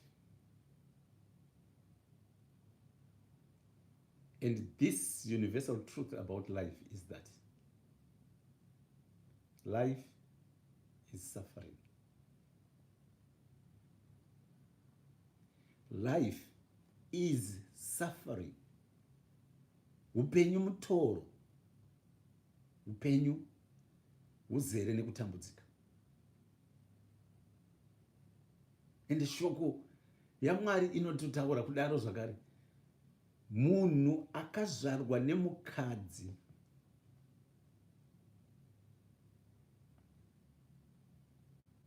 ane mazuva mashoma ekurarama panyika pano. Ende mazhinji acho azere nekutambudzika. Munhu akazvarwa nemukadzi pasi pana ane mazuva mashoma ende mazhinji acho ari kutambudzika. Men born of a woman on this earth, his days are few and numbered, and most of them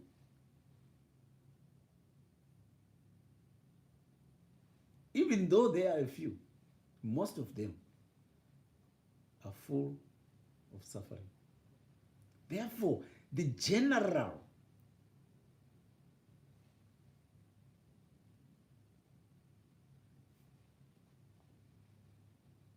rule, principle, philosophy about life is that life is suffering. So if we accept that life is suffering,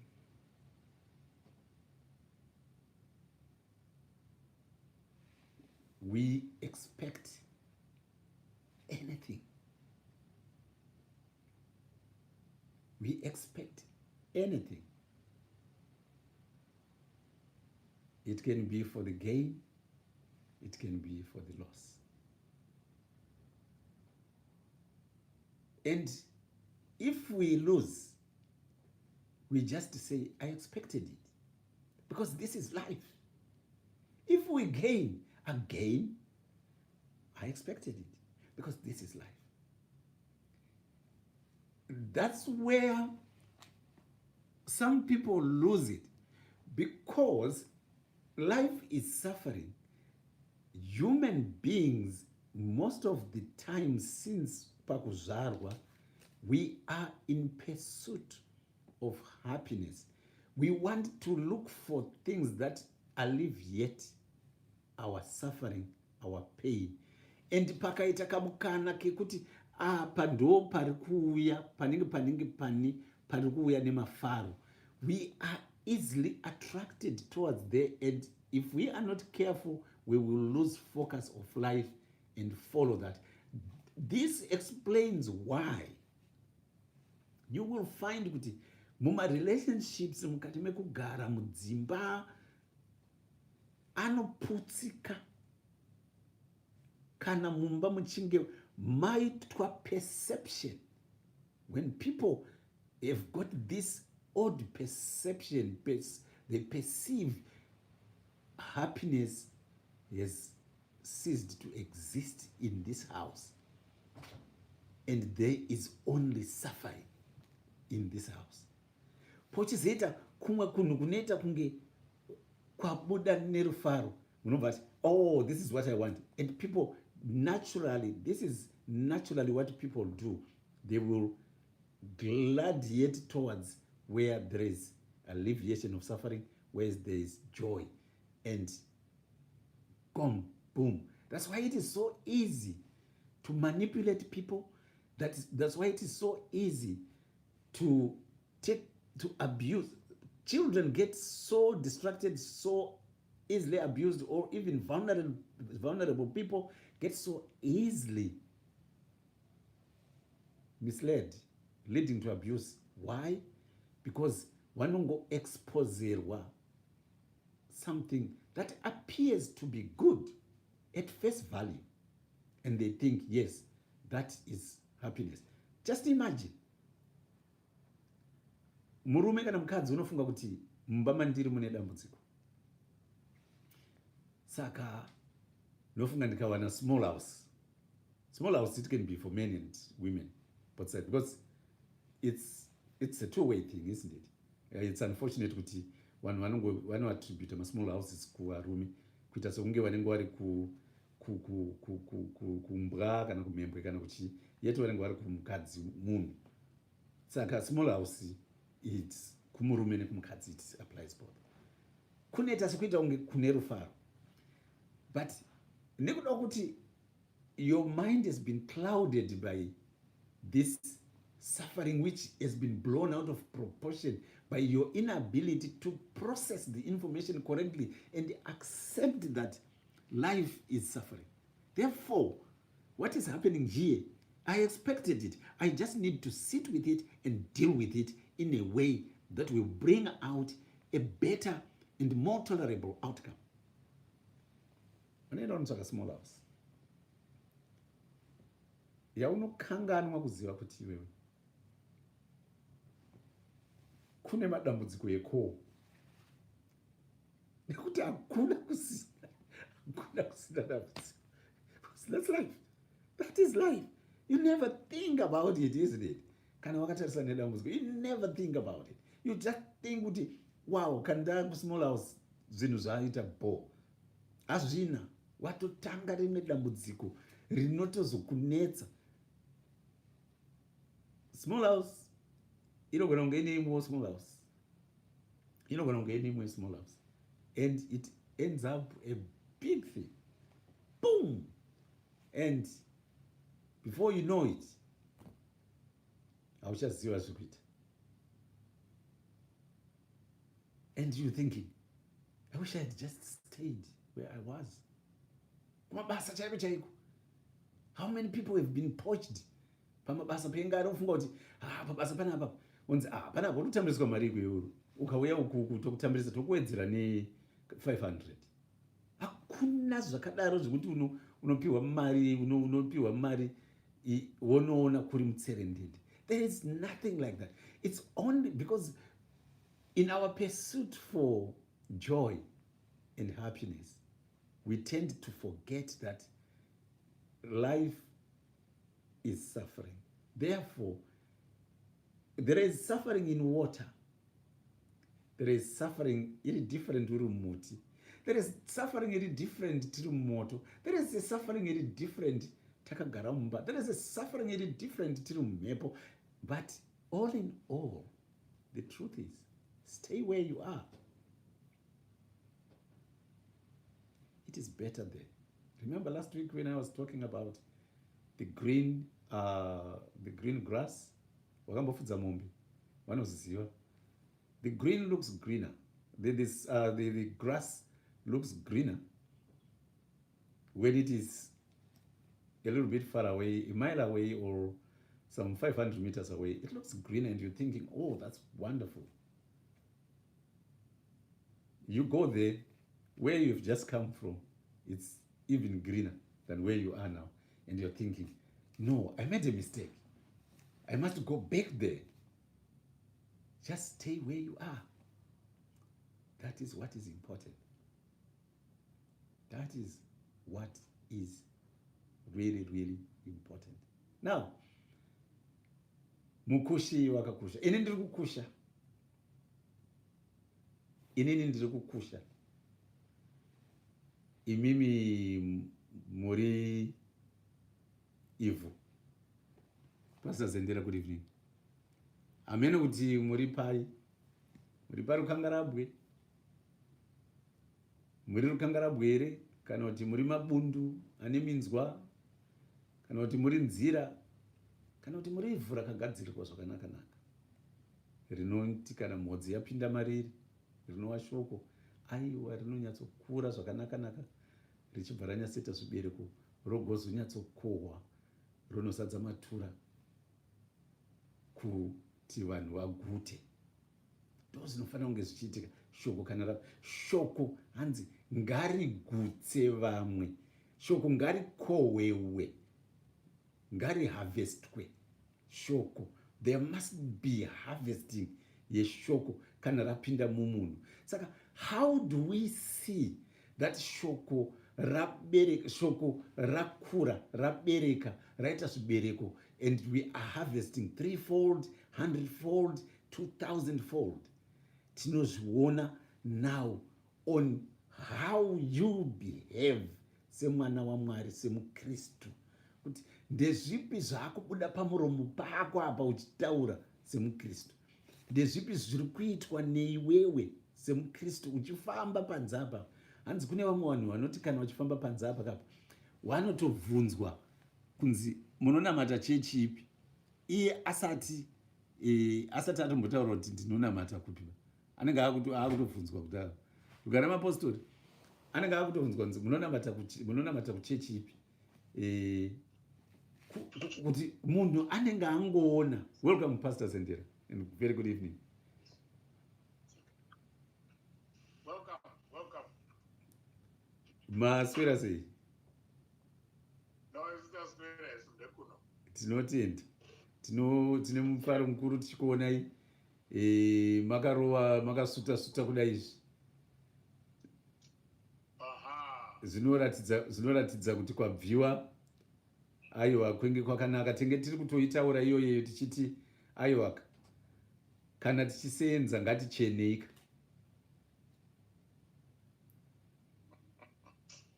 Ndo zvatinoseenzera, kwete kuseenzera kuti mari igare mubhengi iwe uchipfeka bhurugwa rakaumbuka nebhutsu yakapera hiri kuita kunge bhutsu dzinoendwa kushoe zone uko dzinoenda 5 pounds bhutsu.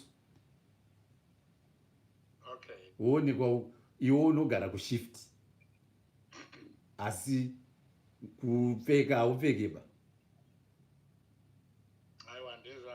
Saka aiwa tinotenda tichikuonai makarova makasuta kudai so.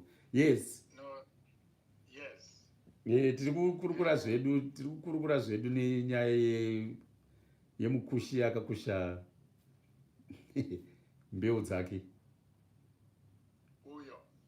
Yes.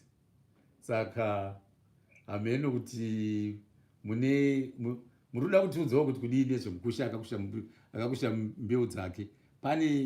Pane shoko here ramunoda kuti mutikandirewo?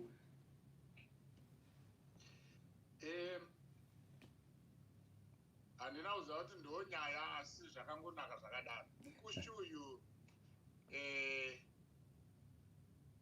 kana ndichirangarira zvakanaka, mukushi uyu hanzi chake chakava chekukusha. He was not selective of the type of soil where the seed was going to fall on. Right. Saka mukushi chaakagona kuita kukusha chete.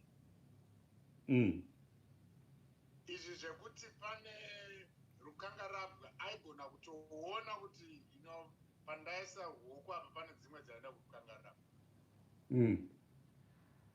But haana kuenda kudononga yawira parukangarabwa kuti aiwa yarasika rikandikande muku. Iye chake akangokusa chete. Right. Saka chiri kuita kuti chinonakidza pamukushi uyu ndechekuti mbeu yacho haisi yake. Ndeno aizviziva kana ari pari kunzwa ndeyekuti mbeu yacho haisi yako yekuti unofanirwa kuva particular about kuti iyi inofanirwa kunzwikwa chete naMangwende chete. Because mbeu yacho haisi yako in the first place. Saka chako iwewe kukusha. Wapedza basa kana waitwa mukushi. Kana ndichinzwisisawo zvishoma tsamba iyoyo. Akaenda kutokusa mbeu dzake. Asi dzimwe ndo dzakazowira mune zvakawanda wanda. Asi yet no choice. He didn't select. Unongoda kuti dai. Ayo. Asi pakumera kwadzo ndokwakazoratidza kuti iyi type yevu inaumira mushe, type yevu inaumira mushe, type yevu inaumira mushe. Asi angaita basa rakakusa. Yes. Hallelujah. Now tataura zvedu kumashure kuti kati it's one of those parables where Jesus Christ akabva aidudzira kuti inorevei, zvekuti isisu vatauri hatisisina ba zvimwe kana zvekuwedzera, nekuda kuti kana zvataurwa naMwari kuti ndo zvazvitorika, chiko chisisu chatichaita sei chatichawedzera. But ndezvipi manje zvakuti mungaudzewo ivhu rinova isisu? How do we prepare ourselves kuti tisave nzira, kuti tisave rukangarabwe, kuti tisave riri pasi pane mabundo neminzwa, asi tive iro rakanyatsonaka rinomeresa?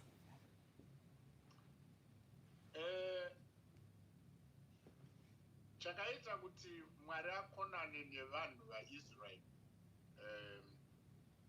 yave iri issue yekuti aivaudza zvavari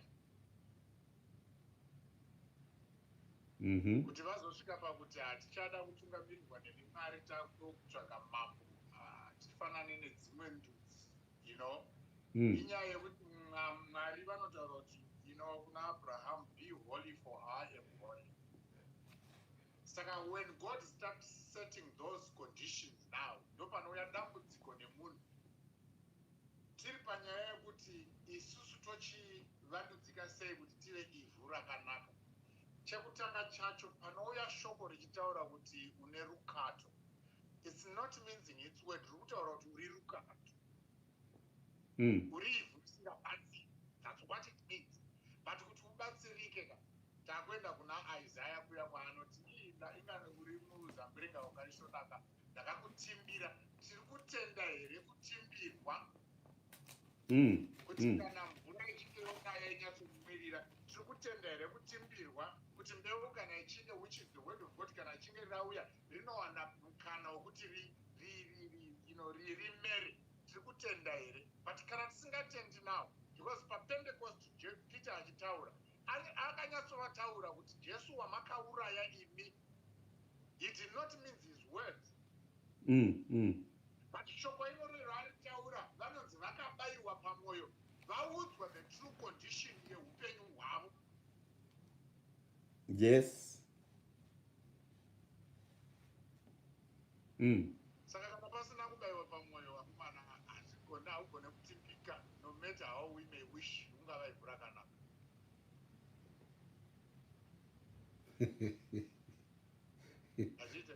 Hallelujah, hallelujah, hallelujah. So kana uchiramba uchiudzwa kuti evidence iri panapa, kana mumarriage mako kuti uri rukato, iwoti hausi rukato. Evidence iripo kubasa kwako kuti uri rukato, iwoti hausi rukato. Moenda pakwinda wozwa kuti uri rukato, iwoti hausi rukato. Yes. Sunday service wozwa kuti uri rukato, iwoti hausi rukato. Samazoita sei?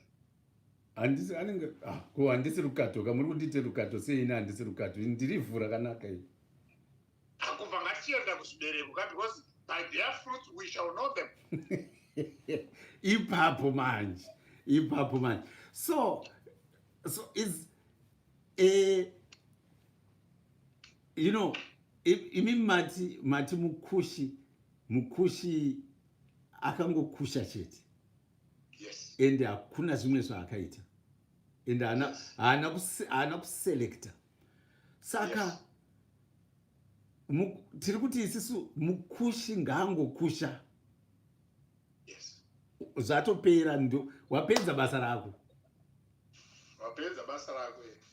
Chienda uzorore.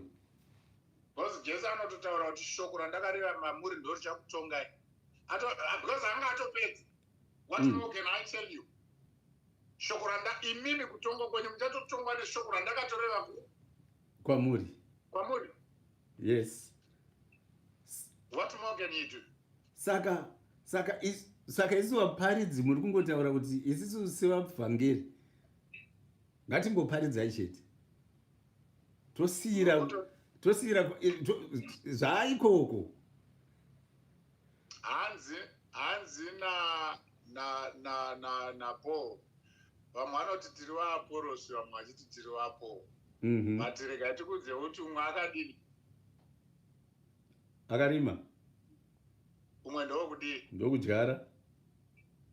Asi Mwari ndobva vaita sei? Unodiridzira nekukudza.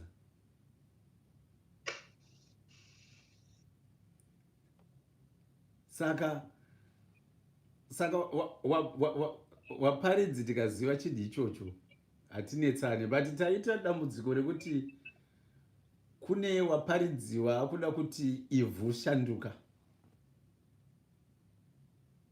I think zvazvinoita zvekuti tinogona kusiya mandate yatakapiwa naMwari kani toda kuwasima. Ndinowanzopa muenzaniso uyu, maybe I have to give it again and again and again. Daniel achinyengetera kunonzi mutumwa Gabriel akariliswa naMwari. Mutumwa Gabriel ariliswa naMwari. Mutumwa Gabriel ndobva asangana neroadblock yemuya yetsvina somudenga, ndobva abatwa for 21 days. Uku Daniel ari kunamata denga, ndobva rata send reinforcements yaMikael, ndobva aenda Mikael, ndobva anorova hondo dzemadhimoni dziya kuti regerai Gabriel aende nemhinduro. Vanhu makaita sei?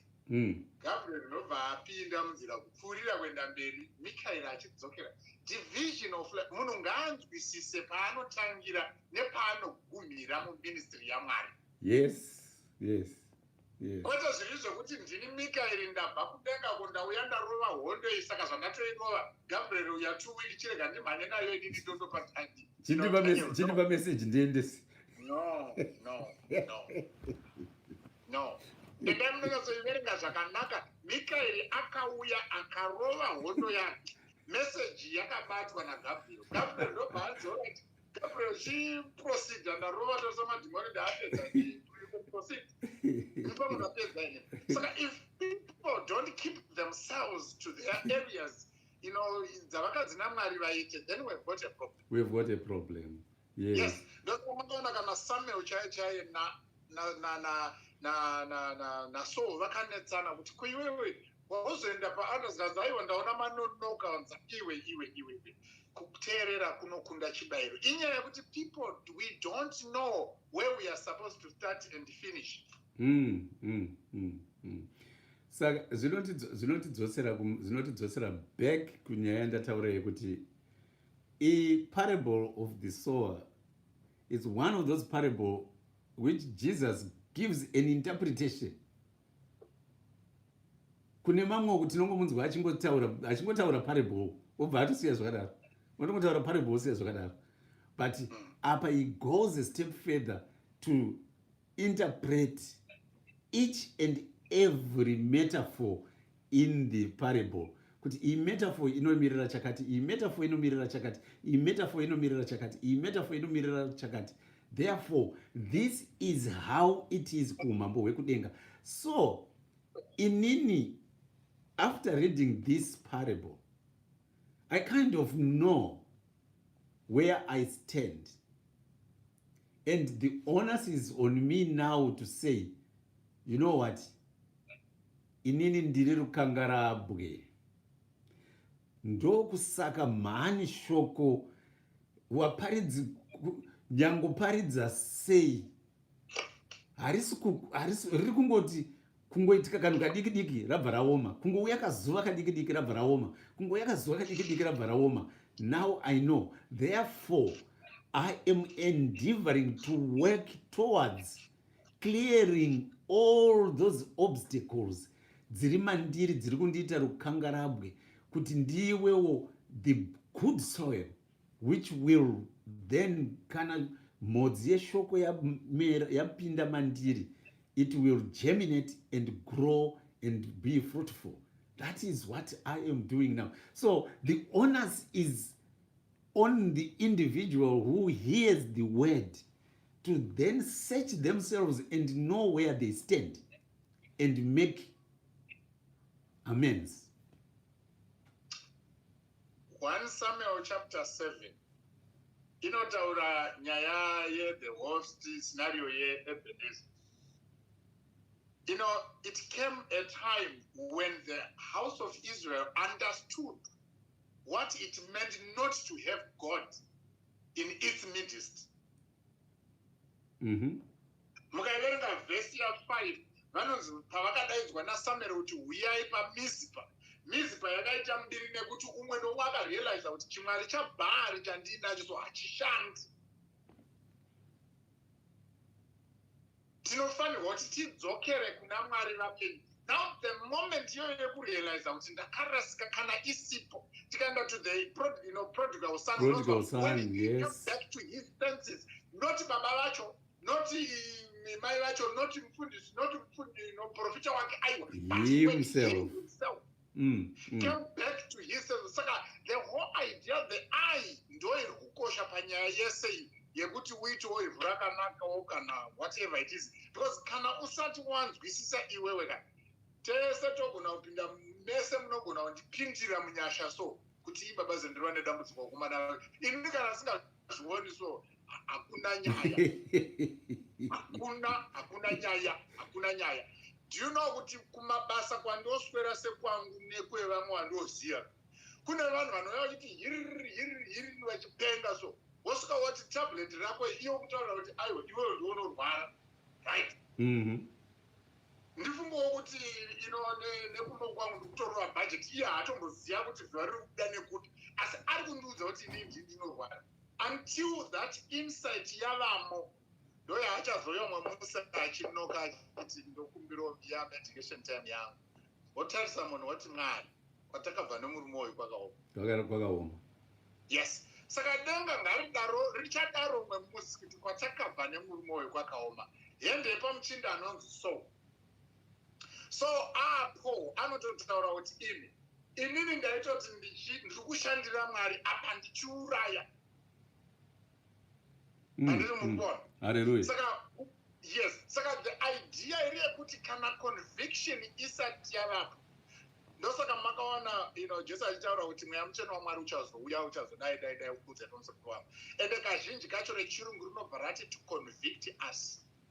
Kune vese vanomunamata mumweya nemuzvokwadi, they are convicts dzemweya mutsvene waMwari uri responsible. Uchiconvicta ani? Uchiconvicta ini kwete umwe munhu. Inini, because munhu arikuda kutendoka, it's me.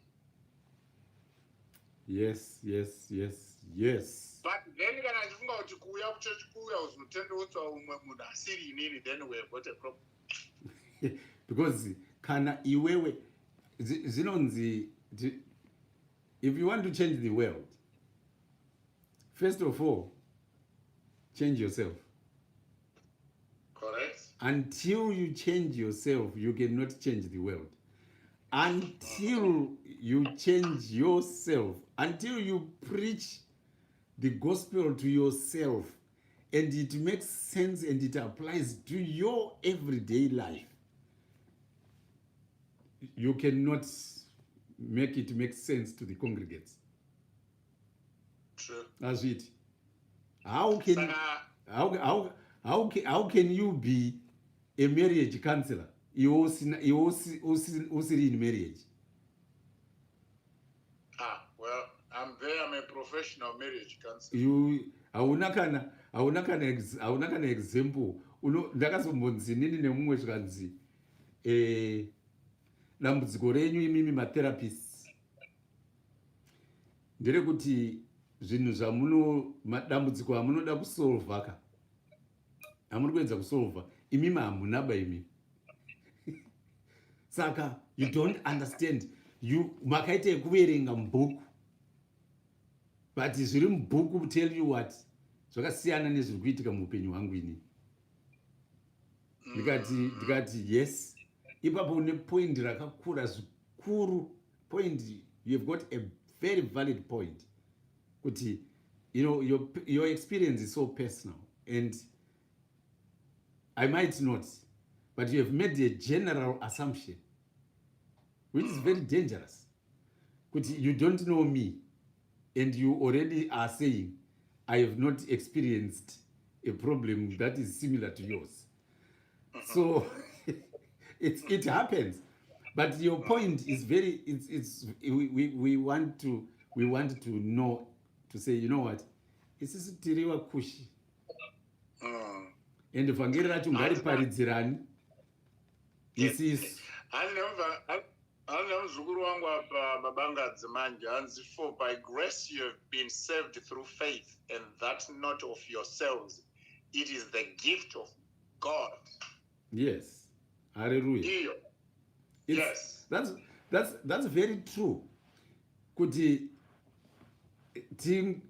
tinoponeswa nenyasha dzamwari, but nyasha hadziuye kune munhu akagara mumba, akagara mumauswa. Imwe yacho yaJohn 6 hanzi, no one can come to me unless the Father who sent me draws him, and I will raise him up on the last day. Hallelujah. Amen. Very true. Yes. It is very true. And it is still the same. Kuti, yes, until we avail ourselves to God, He is not going to save us. Yes, He is not going to save us. Yes, in principle, in our faith and in our belief, that is very true. But we know the Bartimaeus of this world. If you do not shout, grace is not going to come to you. Okay. It won't. Okay. You have got to shout. You have got to realize that, yes, the Christ is there. Hear my humble cry. Iyo. Sure. Bartholomew akadaidzira. Yes. He had to. Otherwise, vangani vanhu vakapfurwa naJesu vari mapofu muguta iroro. Nekuti havana kudaidzira. So yes, we agree, Babangadze, and about to your two editions there, that it's unless God calls you, you cannot, and it's all about your faith and grace together. But if we just grace sit now, chainozoita now ndechekuti ndipakutaura panyaya yegrace.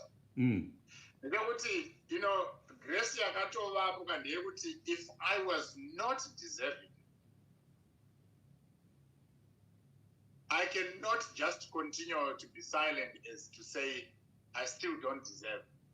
Grace yavapo yekuti if you want, zvakuya panyaya yekuti conviction has to be you.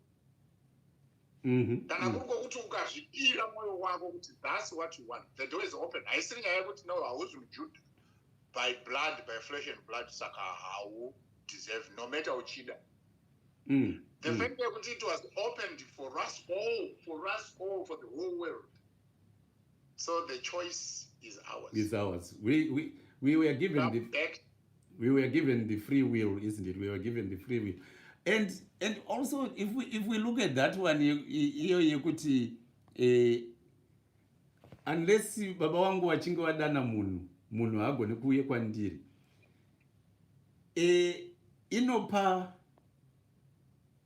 inopa complacence, isn't it?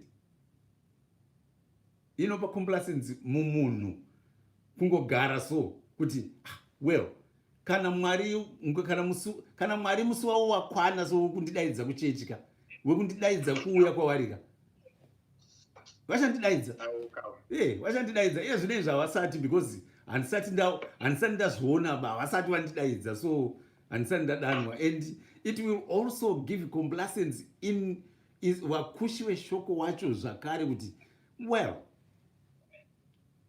isi chedu kungoenda kungonovhura, which is kungonovhura musi wechechi chete. Kana ada kupinda ada kubuda nguva yabuda anongobuda achingoenda, because it's beyond my control. And then we have no discipline, we have no order. Therefore, there is a human element that comes into these things. While we understand and believe that God will call his own people, and through grace and faith we shall be saved, we should not just sit.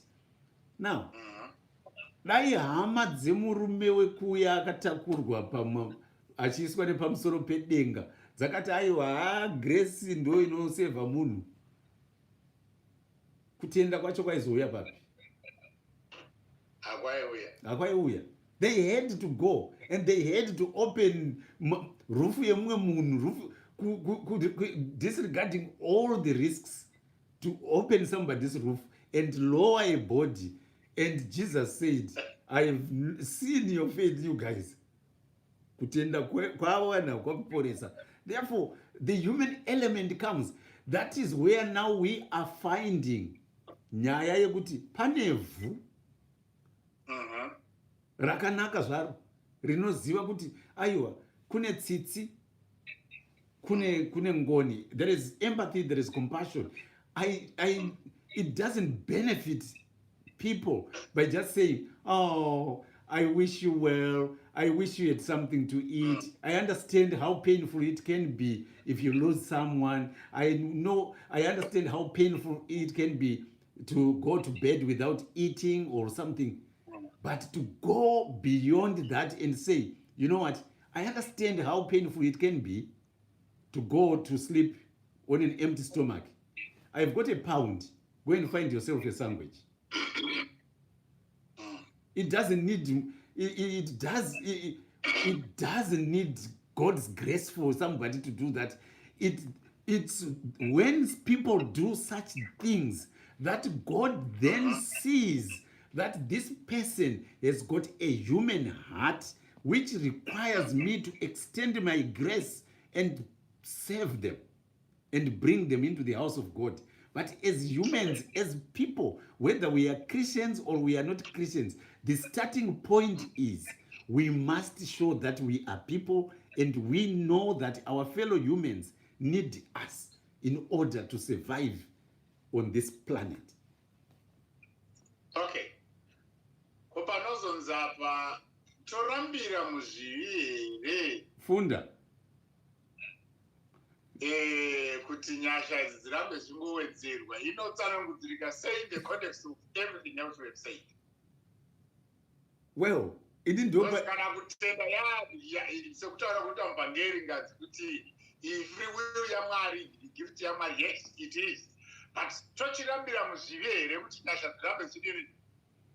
Yes, I think he's going to write something there. Mr. Ngadze, uri kuzinzwa mubhangeri kuti kana tiri muri kutaura nyaya yenyasha saka tochirambira zvedu muzvivika nekuti nyasha dzakamwari dzakawandisa.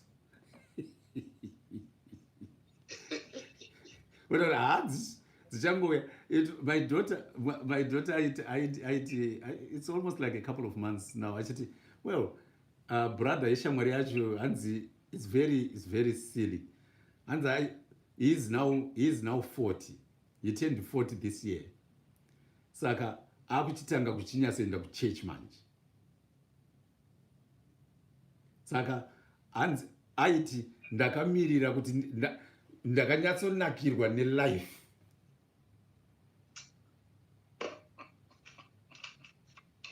Now ndanakirwa nelife ndapedza 40 years ndakwenda kuchurch and akuenda kuchurch munhingirini muJehovah's Witness. Akuenda kuchurch anoita zvese, is so dedicated and everything is going to get married now and ndakapedza zvese. Is that God's calling or this is just him? Okay. Kune vakadaidzwa, kune vari kutevera, ndizvo? Right. Saka zvazvinoita ndizvokuti ndoda kutaura ndichiti nini panyaya yeivhu iyi. I hope rimwe ivhu ringangonake mukuona kwedu isusu mumaziso kuti rakanaka, yet zvarakaviga pasi apa. Go on talking. I'm going to get a charger. Yes, zvarakaviga pasi apa ndozviri kunetsa. Ende zviri kunetsa zvacho pasi apa ndezvekuti isusu tiri kunetseka kuti brother vari kuita we the same. Iro ivhu richiratidzika kuti rakanaka so. And yet shoko ravo Mwari harimborevi nhema. Kana kuri kwokuti pasi apa pasi pemwoyo apa paine rukangarape. Hazvidi zvakaita. Shoko harimeri, and by their fruits we shall know them. By their fruit we shall know them. Saka tisatambosvika panyaya yefruit manje. Zvinoreva kuti pane seed iri kuopareta. Nyangwe Mwari vakusha havo zvavanenge vakusha, but pane imwe seed yakatotanga kana kunyima kuchionekwa iriyo fruit yatakuona, but haingokaruka yaa fruit yekunyima chete kana yebitterness. Panotori neseed yowakaipa yakatodyariwa. Ndosaka pari kutaurwa nyaya yekutanga ndapindawo pachirongwa pana pachitaurwa naMangwende pekuti guys, unless the conviction is there yekuti ndinoda Mwari, ndinoda nditimbirwe, ndinoda kuti ndishanduke, mafruits akanaka haagone kuwanikwa. Hazviite, haagone kuwanikwa mafruits akanaka, hazviite. And for that fruit kuti ribude panotori neseed yakadyariwa. Saka tiri kutaura isusu, ine ndakatarisa zvangu paissue yatinayo yekuti guys, personal conviction yako naMwari, it is from there ikange yavapo. Inini kufunga kwangu will yaMwari yatozadziswa, chitongotenda kuti here I am Lord, saka famba ineni ende Mwari wofamba newe. But kana pakashayikwa personal conviction, then we've got a problem. Ndo pamunozoona kuti paya dzimwe nguva tinonamata Mwari because zvinhu zvakanaka, tinonamata Mwari because everything else is honky dory. Kamushana zuva rikangobuda bedzi kuti kubasa kwaipa, marriage yaipa, mari hadzichabatana, tatopinda mumatambudziko. And yet vana Mwari nawo sezvakanga zvakaita Paul. Do you know when he gets to a point where he says, I have got the peace that surpasses all understanding. And peace yacho irikutaurwa nemunhu ari behind us. It becomes mufungo wangu inini semunhu ndakagara sokuti anoti ari mujero kuti ane peace that surpasses all anozviitisa. And it's no, zviri kubva paseed yakadyarwa maari. And zviri kuratidza what sort of a soil upenyu hwake is. So I think much of it really, I don't know what type of a soil you are with, but Bible should grammar nezvibereko noonekwa. Hallelujah. Yeah. So that's my contribution, Mangwende. Hallelujah.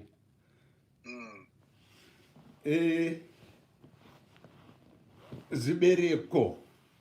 Babangadze is requesting to join. Babangadze, put on your request. I've just hold on.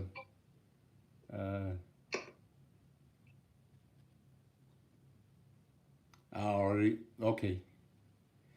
That's. But Chindi keep right out. You want me to? Oh, okay.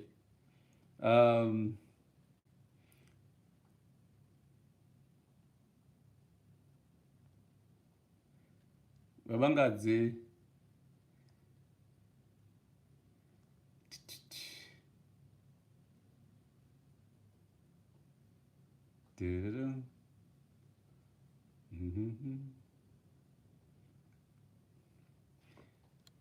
Well, Babangadze, you wanted to. Is it Babangadze who wanted to come in, or it's Baba Chintondondo? Which one of you wanted to come online to share your words about this parable of the sower?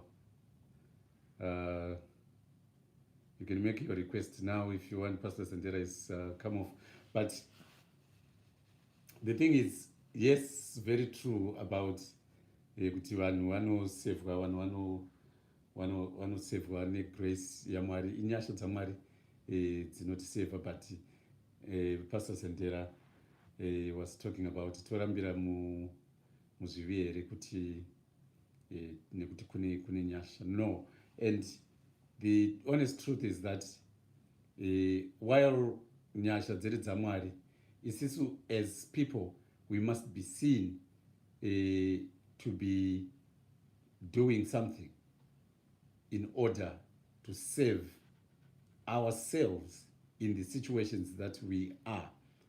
Now, nyasha, kwatiri kutaura kwenyasha, kwatinosevhwa nenyasha, is at the end of times. But the end of times will only come after this life that we are living here on earth has passed. And this life that we are living on earth counts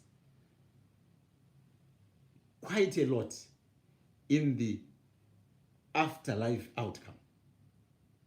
So if we neglect this life which we are living right now, if we neglect ourselves, tichirarama tiri murukangarabwe, tichirarama tiri munzira, tichirarama tiri mumabundo muminzwa, tisiri muvhu rakanaka, what it simply means is even grace is not going to be extended to us because we have not made an effort.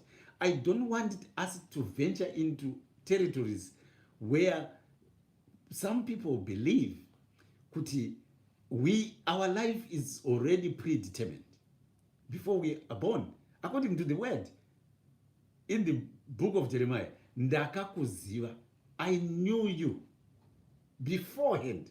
So if that is the case, yekuti we are already known and predestined, so what's the point of doing anything? The way I am, what I'm doing right now is already predetermined. Because God has already set the clock ticking and I'm just following. But my belief is that is not true. People who have got this kind of mentality, this school of thought, are those people who think there is a particular type of life. We live different lives before we finally go to heaven. Reincarnation. People who believe in reincarnation. Kuti imwe kana uchirarama upenyu pana apapa wekushungurudza vamwe vanhu, kana wafa unonozvarwa wamombe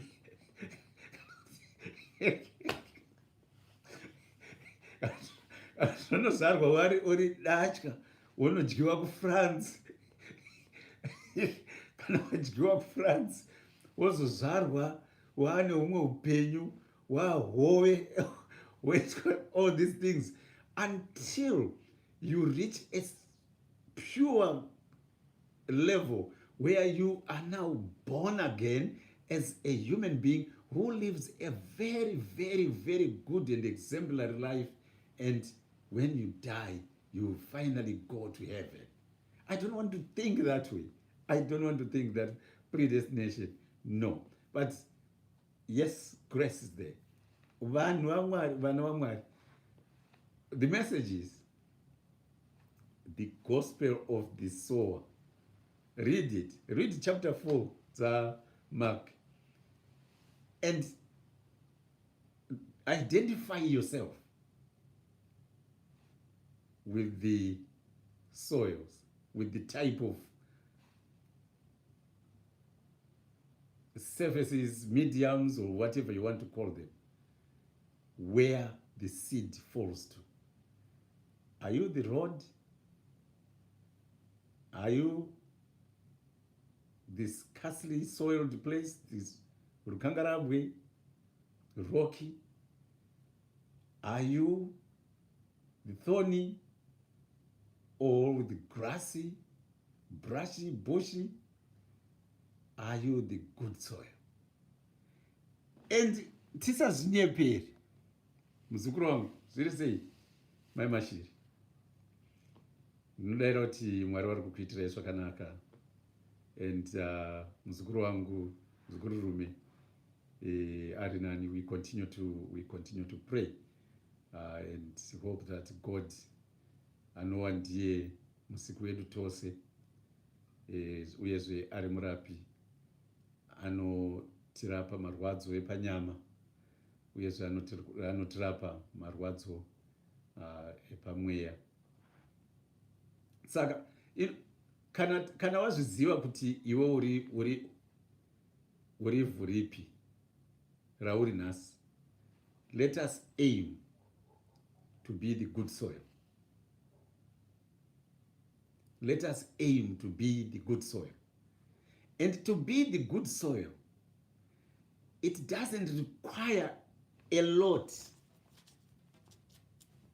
It doesn't require a lot to be the good soil.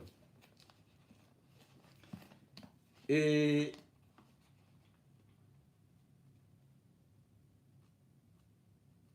zvidiki diki chaizvo chaizvo zvinodiwa. Mirai munzwa. For you to be the good soil, this is what you need. Galatians chapter 5, verse 22. But the fruit of the Spirit is love, joy, peace, long-suffering, gentleness, goodness, faith, meekness, temperance, and against such there is no law. Galatians chapter 5, verse 22 is the good soil. It is the good soil. These are the characteristics of a good soil. Ndatinini mazuva ano mukatarisa minda iri kugadzirwa. Mukafamba mapurazi muno mu-UK, kana mukatarisa mapurazi kuna America, even in Zimbabwe, mazuva agriculture penge yakufamba minda isati yatorwa nemabora ngoma akatora minda iyi. Vakatikanganisira serekwaniwa. Wakatora minda wakakanganisa agriculture.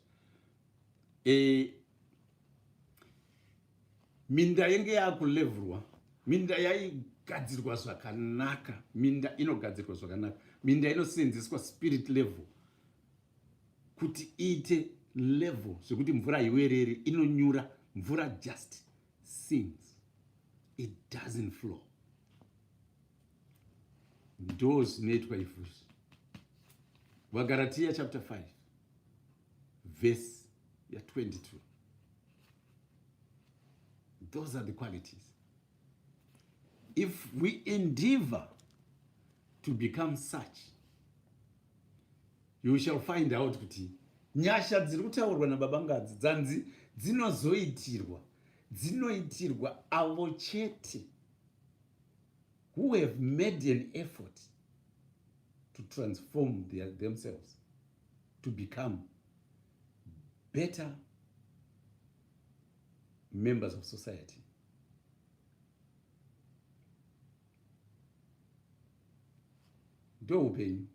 Let us learn to pray for this. Ngatidzidze kunamata kuti Mwari vangotiitira zvakanaka, Mwari vangotichengeta, watiunzirewo mukati memwoyo yedu kugara zvakanaka nevamwe mumaraini, wangotiunzirewo mukati memwoyo yedu kusunungura nekuregera zvimwe zvinhu zvatakasungirira mukati mehana dzedu zvinotitadzisa tumwe tunhu. Munoziva zvinotadzisa munhu kugara upenyu unonakidza unofadza mukati meupenyu. They are so simple. They can be very, very small things. Kune tumwe behaviors twatinoita so tunotishayisa mufaro mukati menyika.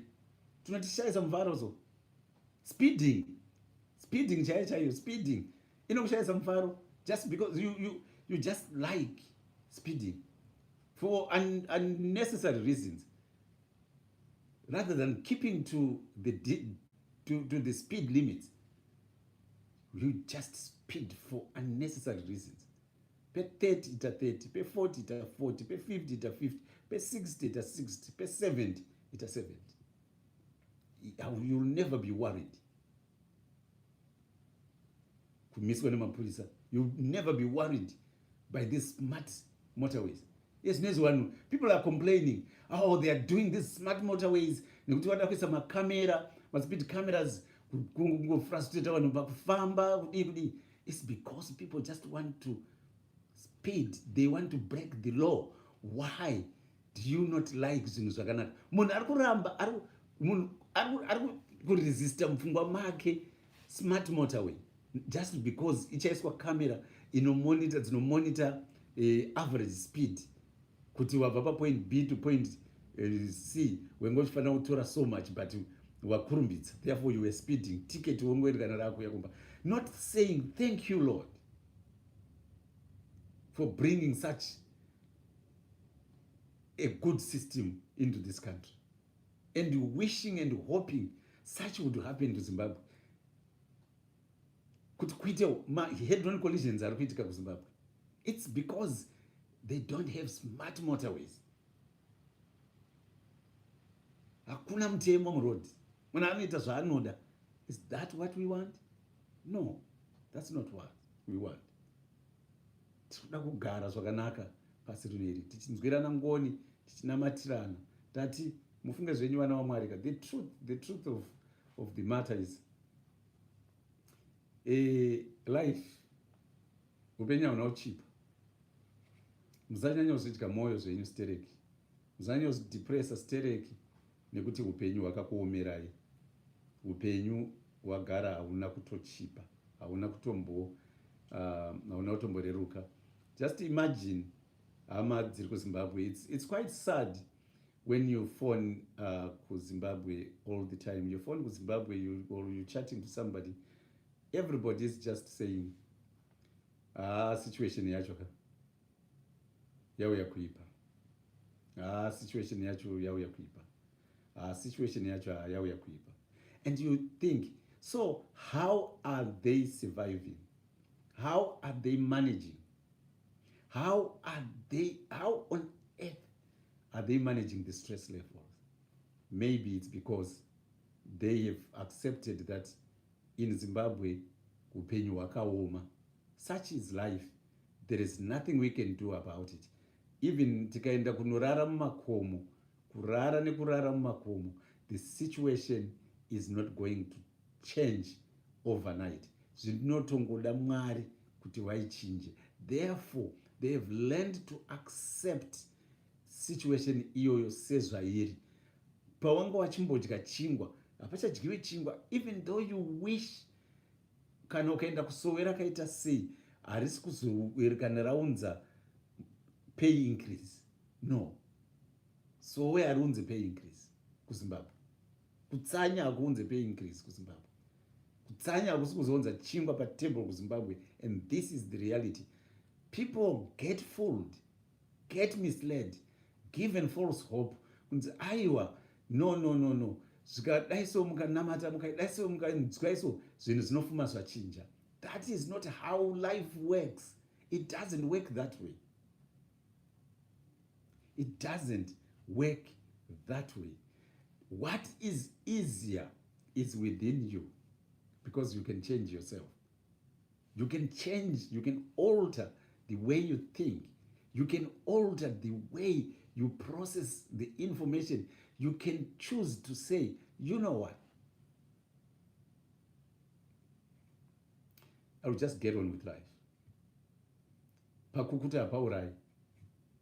Pana akambofana kuti adya sadza nemuriwo mazuva ese. Hapana. Dya sadza nemuriwo kana kutodya sadza. Ini ndakambodya sadza nemutetenerwa, nzungu dziya dzekukanga dziya dzese. Kana kudya sadza unonzi kwata. Dovi rakangoiswa tumatomati rokwatiswa. Nekuti pane pasina muriwo wacho unenge usingawanikwa. Unokutinetsa kuwana.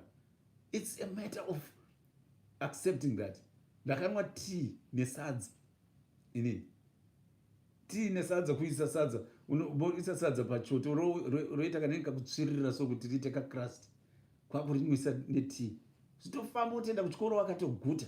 Accepting your situation, accepting the circumstances, because you can't change them. If you can change them, then there's no reason why you would worry, isn't it? Why worry? If you can change it, then do something to change it. If you can't change it, then why are you worrying about something that you can't change? Get on with it. That's how it is. And that is the best way of dealing with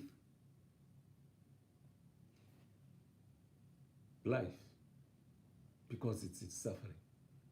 Ikamunemba wani kuti pasi pano baba dino ona vanhu vakasiya nzira yenyu warasiki gara ineni. You are actually singing kuti on this life we have seen people who depart from your ways. We have seen people who depart from your ways. But we only pray that you be with me. God be with you, vana vaMwari. Mwari vakuchengetei. Tinamatirei vanorwara, vari muzvipatara, vari kurwara vari mudzimba, kuti Mwari avaporese. We do not forget vese vanorwara. I know we have lots of prayer requests from IPP. Mwari vaporese. Kune vamwe vashaikirwa nehama dzavo who have given us notices ku IPP and so on. Mwari ave nemi akunyaradzei pakuchema kwenyu. And vamwe vane madzidzo akasiyana siyana, vamwe varikutaura kuti mavhenchi avo vanosenza mari dzavo dzavanotambiriswa dziuye nenguva zvakadini. We will pray for you kuti Mwari aisewo rudo mukati mevasevenzerwi, kuti vazive kuti vanhu vanovasenzera vanhuwo vanoda kuti vararamise mhuri dzavo, saka kana vachinge vasenza ngavatambiriswewo and kuti zvinhu zvivaitirewo zvakanaka. So we pray for you. We ask God through Jesus Christ kuti mweya mutsvene upindire mukati memasituations enyu. And by the way, makereke apostolic faith are scattered all over the United Kingdom. We are in London, ku St. Ekenwald, ku Dagenham. We are in Portsmouth, Southampton, based in Gosport. We cover Brighton, we cover Bournemouth and surrounding areas. We have got another church, apostolic faith, ku Farnborough.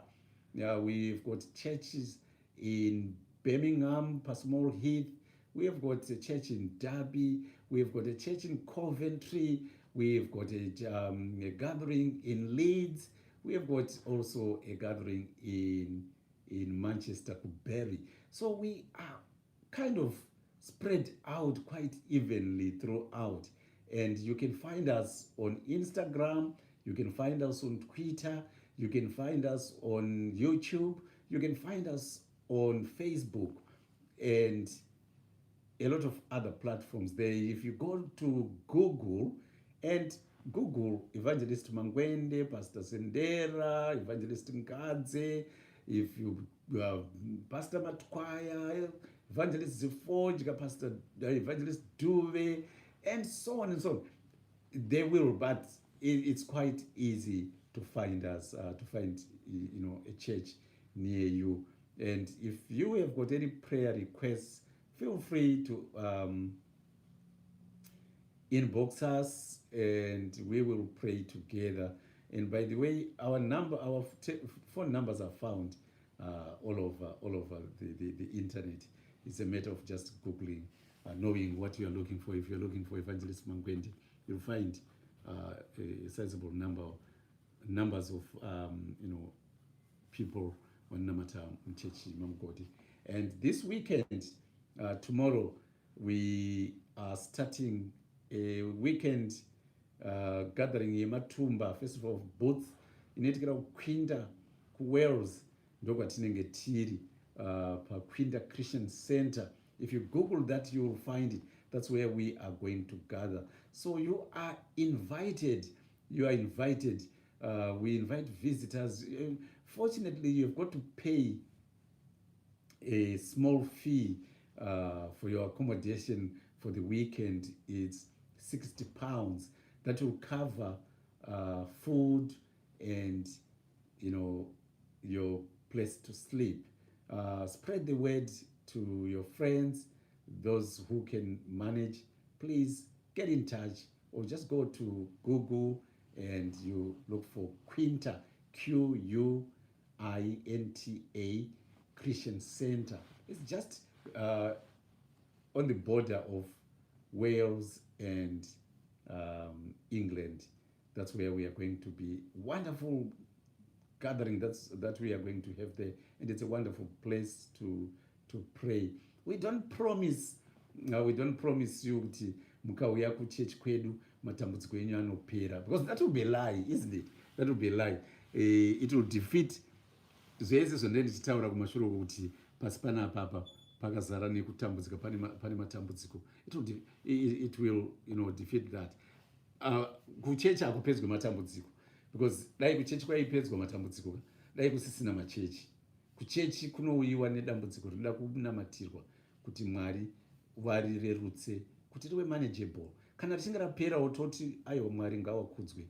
Kana richinge risina kupera, kune mamwe matambudziko asingaperi anogara ariko nekusingaperi kusvikira upenyu huchipera. And that is life. It's normal. It's normal. It's like kukura. Inini ndati kurei.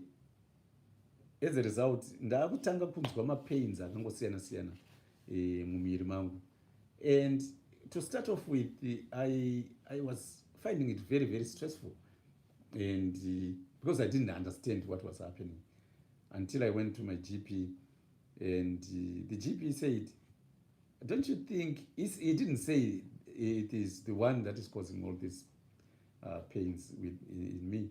He just suggested, and she suggested and said, don't you think it's also because of your age, these pains? And I thought, oh yeah, you are right. You are right. Yes, that's very true. That's very true. It's some of it is, I think it's my age. And you know what? Kukuraka, it's progression, your life. Tikazvarwa, musi watinozvarwa ndo musi watatotanga kutochembera. Musi watinongo. In fact, the moment we are conceived is the day we begin to get old. That's the day we begin to get old. And the day we are conceived is the day we begin to move towards our final destination, which is death. Something that is final, that will happen to everybody. Death. From the day of conception is the day tinotanga journey. So kana journey yedu ichitangira ipapa pakapo, it's a matter of accepting that one, ndiri kuchembera. Musazifurira muchiti happy birthday. Happy birthday. And unotonzi wakura. Haunzi waita mudiki. No. Unonzi wakura we. How old are you? You never say I was born in 9 months, so I am 8 months old. No. We are progressing. So if we are progressing in life, kureva kuti tiri kutochembera, we are degenerating. It appears, it's in the mind. I like this. We are so easily misled. We are so easily deceived. It's all an illusion. It's all an illusion. Unoona vanhu vachi, munhu anotadzi kunditsamwira, haunonditi happy birthday. Haunonditengera present yebirthday. Kucelebrate kuenda kunofa kwako chirudzi icho chechecho. Kucelebrate kuti yes, you are moving towards your death. Then we celebrate that. And then I buy you a present for that. And I buy you a card for that. I might as well just buy you a card in sympathy, with sympathy. Because you're going to die. That's what it means. Every day that you wake up, thank God thank God I'm still alive. But this is yet another day towards the end of this life here. So what is there to celebrate about birthdays? Kukavana, kufundumwarirana, kutadza kutofara. Ngatifarei paupenyu, ngatifarirei upenyu. Zvazviri ndo zvine upenyu. Mwari akuitire zvakanaka. We can talk until morning. I love talking. It's like Jesus Christ, isn't it? Jesus Christ, I don't think that he used to sleep. No. He knew kurara pasi panapa ndezvo panopasi upenyu huriko kudenga. Therefore we shall have a lot of time there. One day I'm going to do an all night, right? I'm going to do an all night chat on Facebook and WhatsApp. Tichingotaura zvedu nyaya dzakasiyana-siyana, and inviting people to join in the talk about various things. And to finish this off, let us talk about just keeping our minds calm. We have been talking about mindfulness and meditation or prayer. Christians, we use prayer, but we pray tichitaura kazhinji, but when we pray meditatively, we need to just pray quietly, finding a quiet place in your house. Yaunongozisarudzira nguva to say, I am going to spend an hour or a couple of hours, or not even setting a timer for that. Ngoti ndikuenda kunonamata zvangu upstairs kana downstairs, wherever your quiet place is going to be. And rather than kneeling, you can just sit comfortably, shut your eyes, and start, first of all, just calming your mind by breathing, paying attention to your breathing. And when you are doing the mindfulness breath, to calm your mind, to ground yourself, you breathe through your nose and hold it a little bit and breathe out through the mouth, and you repeat. So there's always a possibly fraction of a second pause during the in breath before you breathe out, and you always make sure the out breath is longer than the in breath. So it is usually like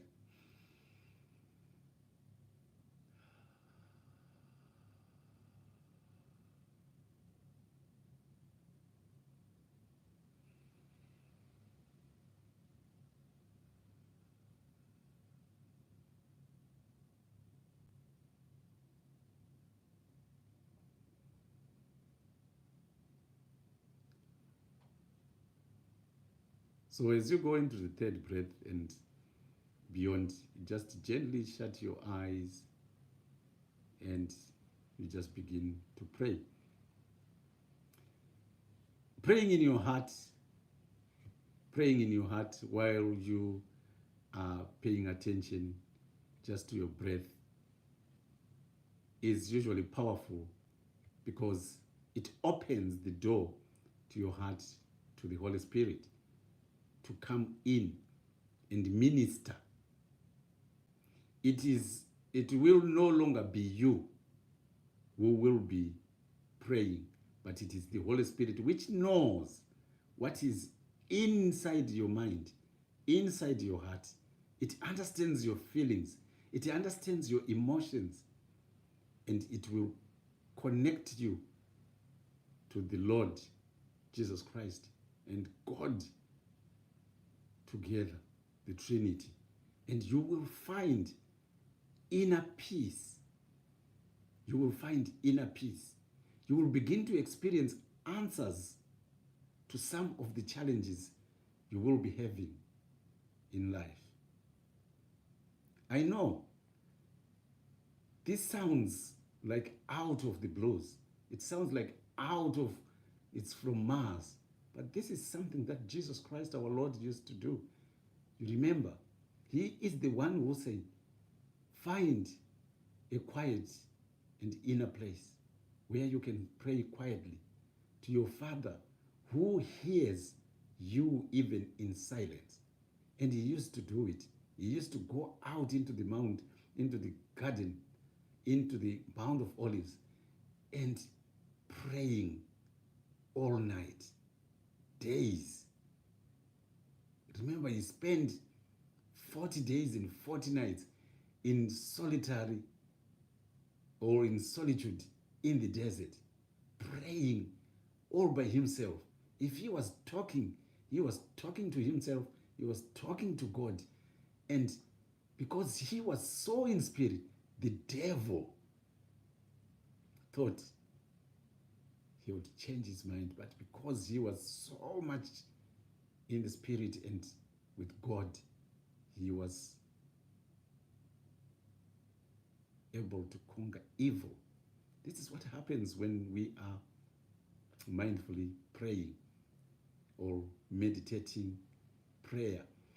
Now, what do you do with your mind? Because the mind can be really busy. Now, the mind will always be the mind. The mind will never be quiet. The mind will never rest. The mind is always chattering.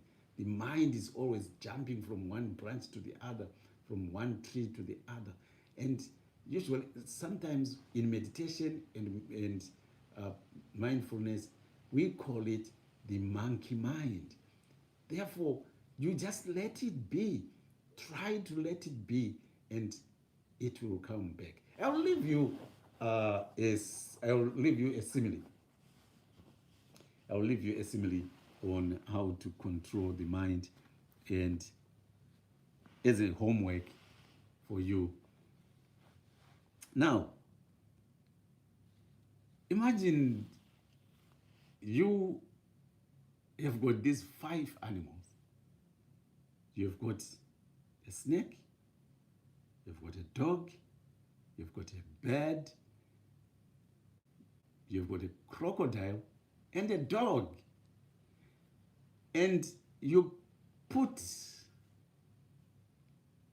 ropes on them or leads on them or lashes on them, and you tie them together. One string from the dog, from the crocodile, from the bird, from the snake, and you tie them together and you let them out. You let them go. I want you to tell me what will happen.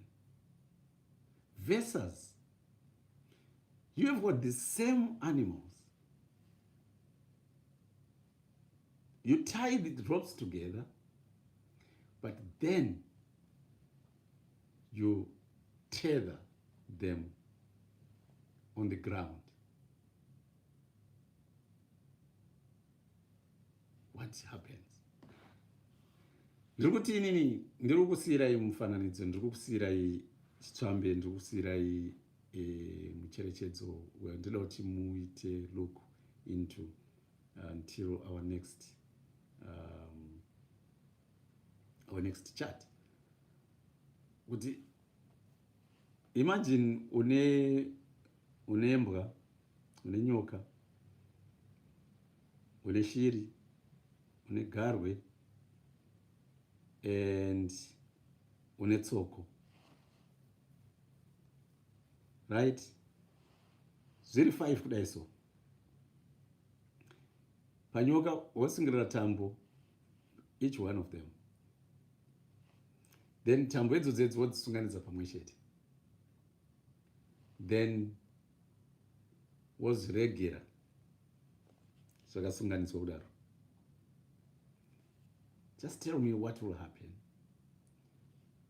Versus zvakasunganidzwa kudaro, rather than letting them go, wozirwerera pahoko zvese, wosiya zvakadaro. What will happen? That's your simile for tonight. Until we meet again, God bless you and see you at Quinta. Good night.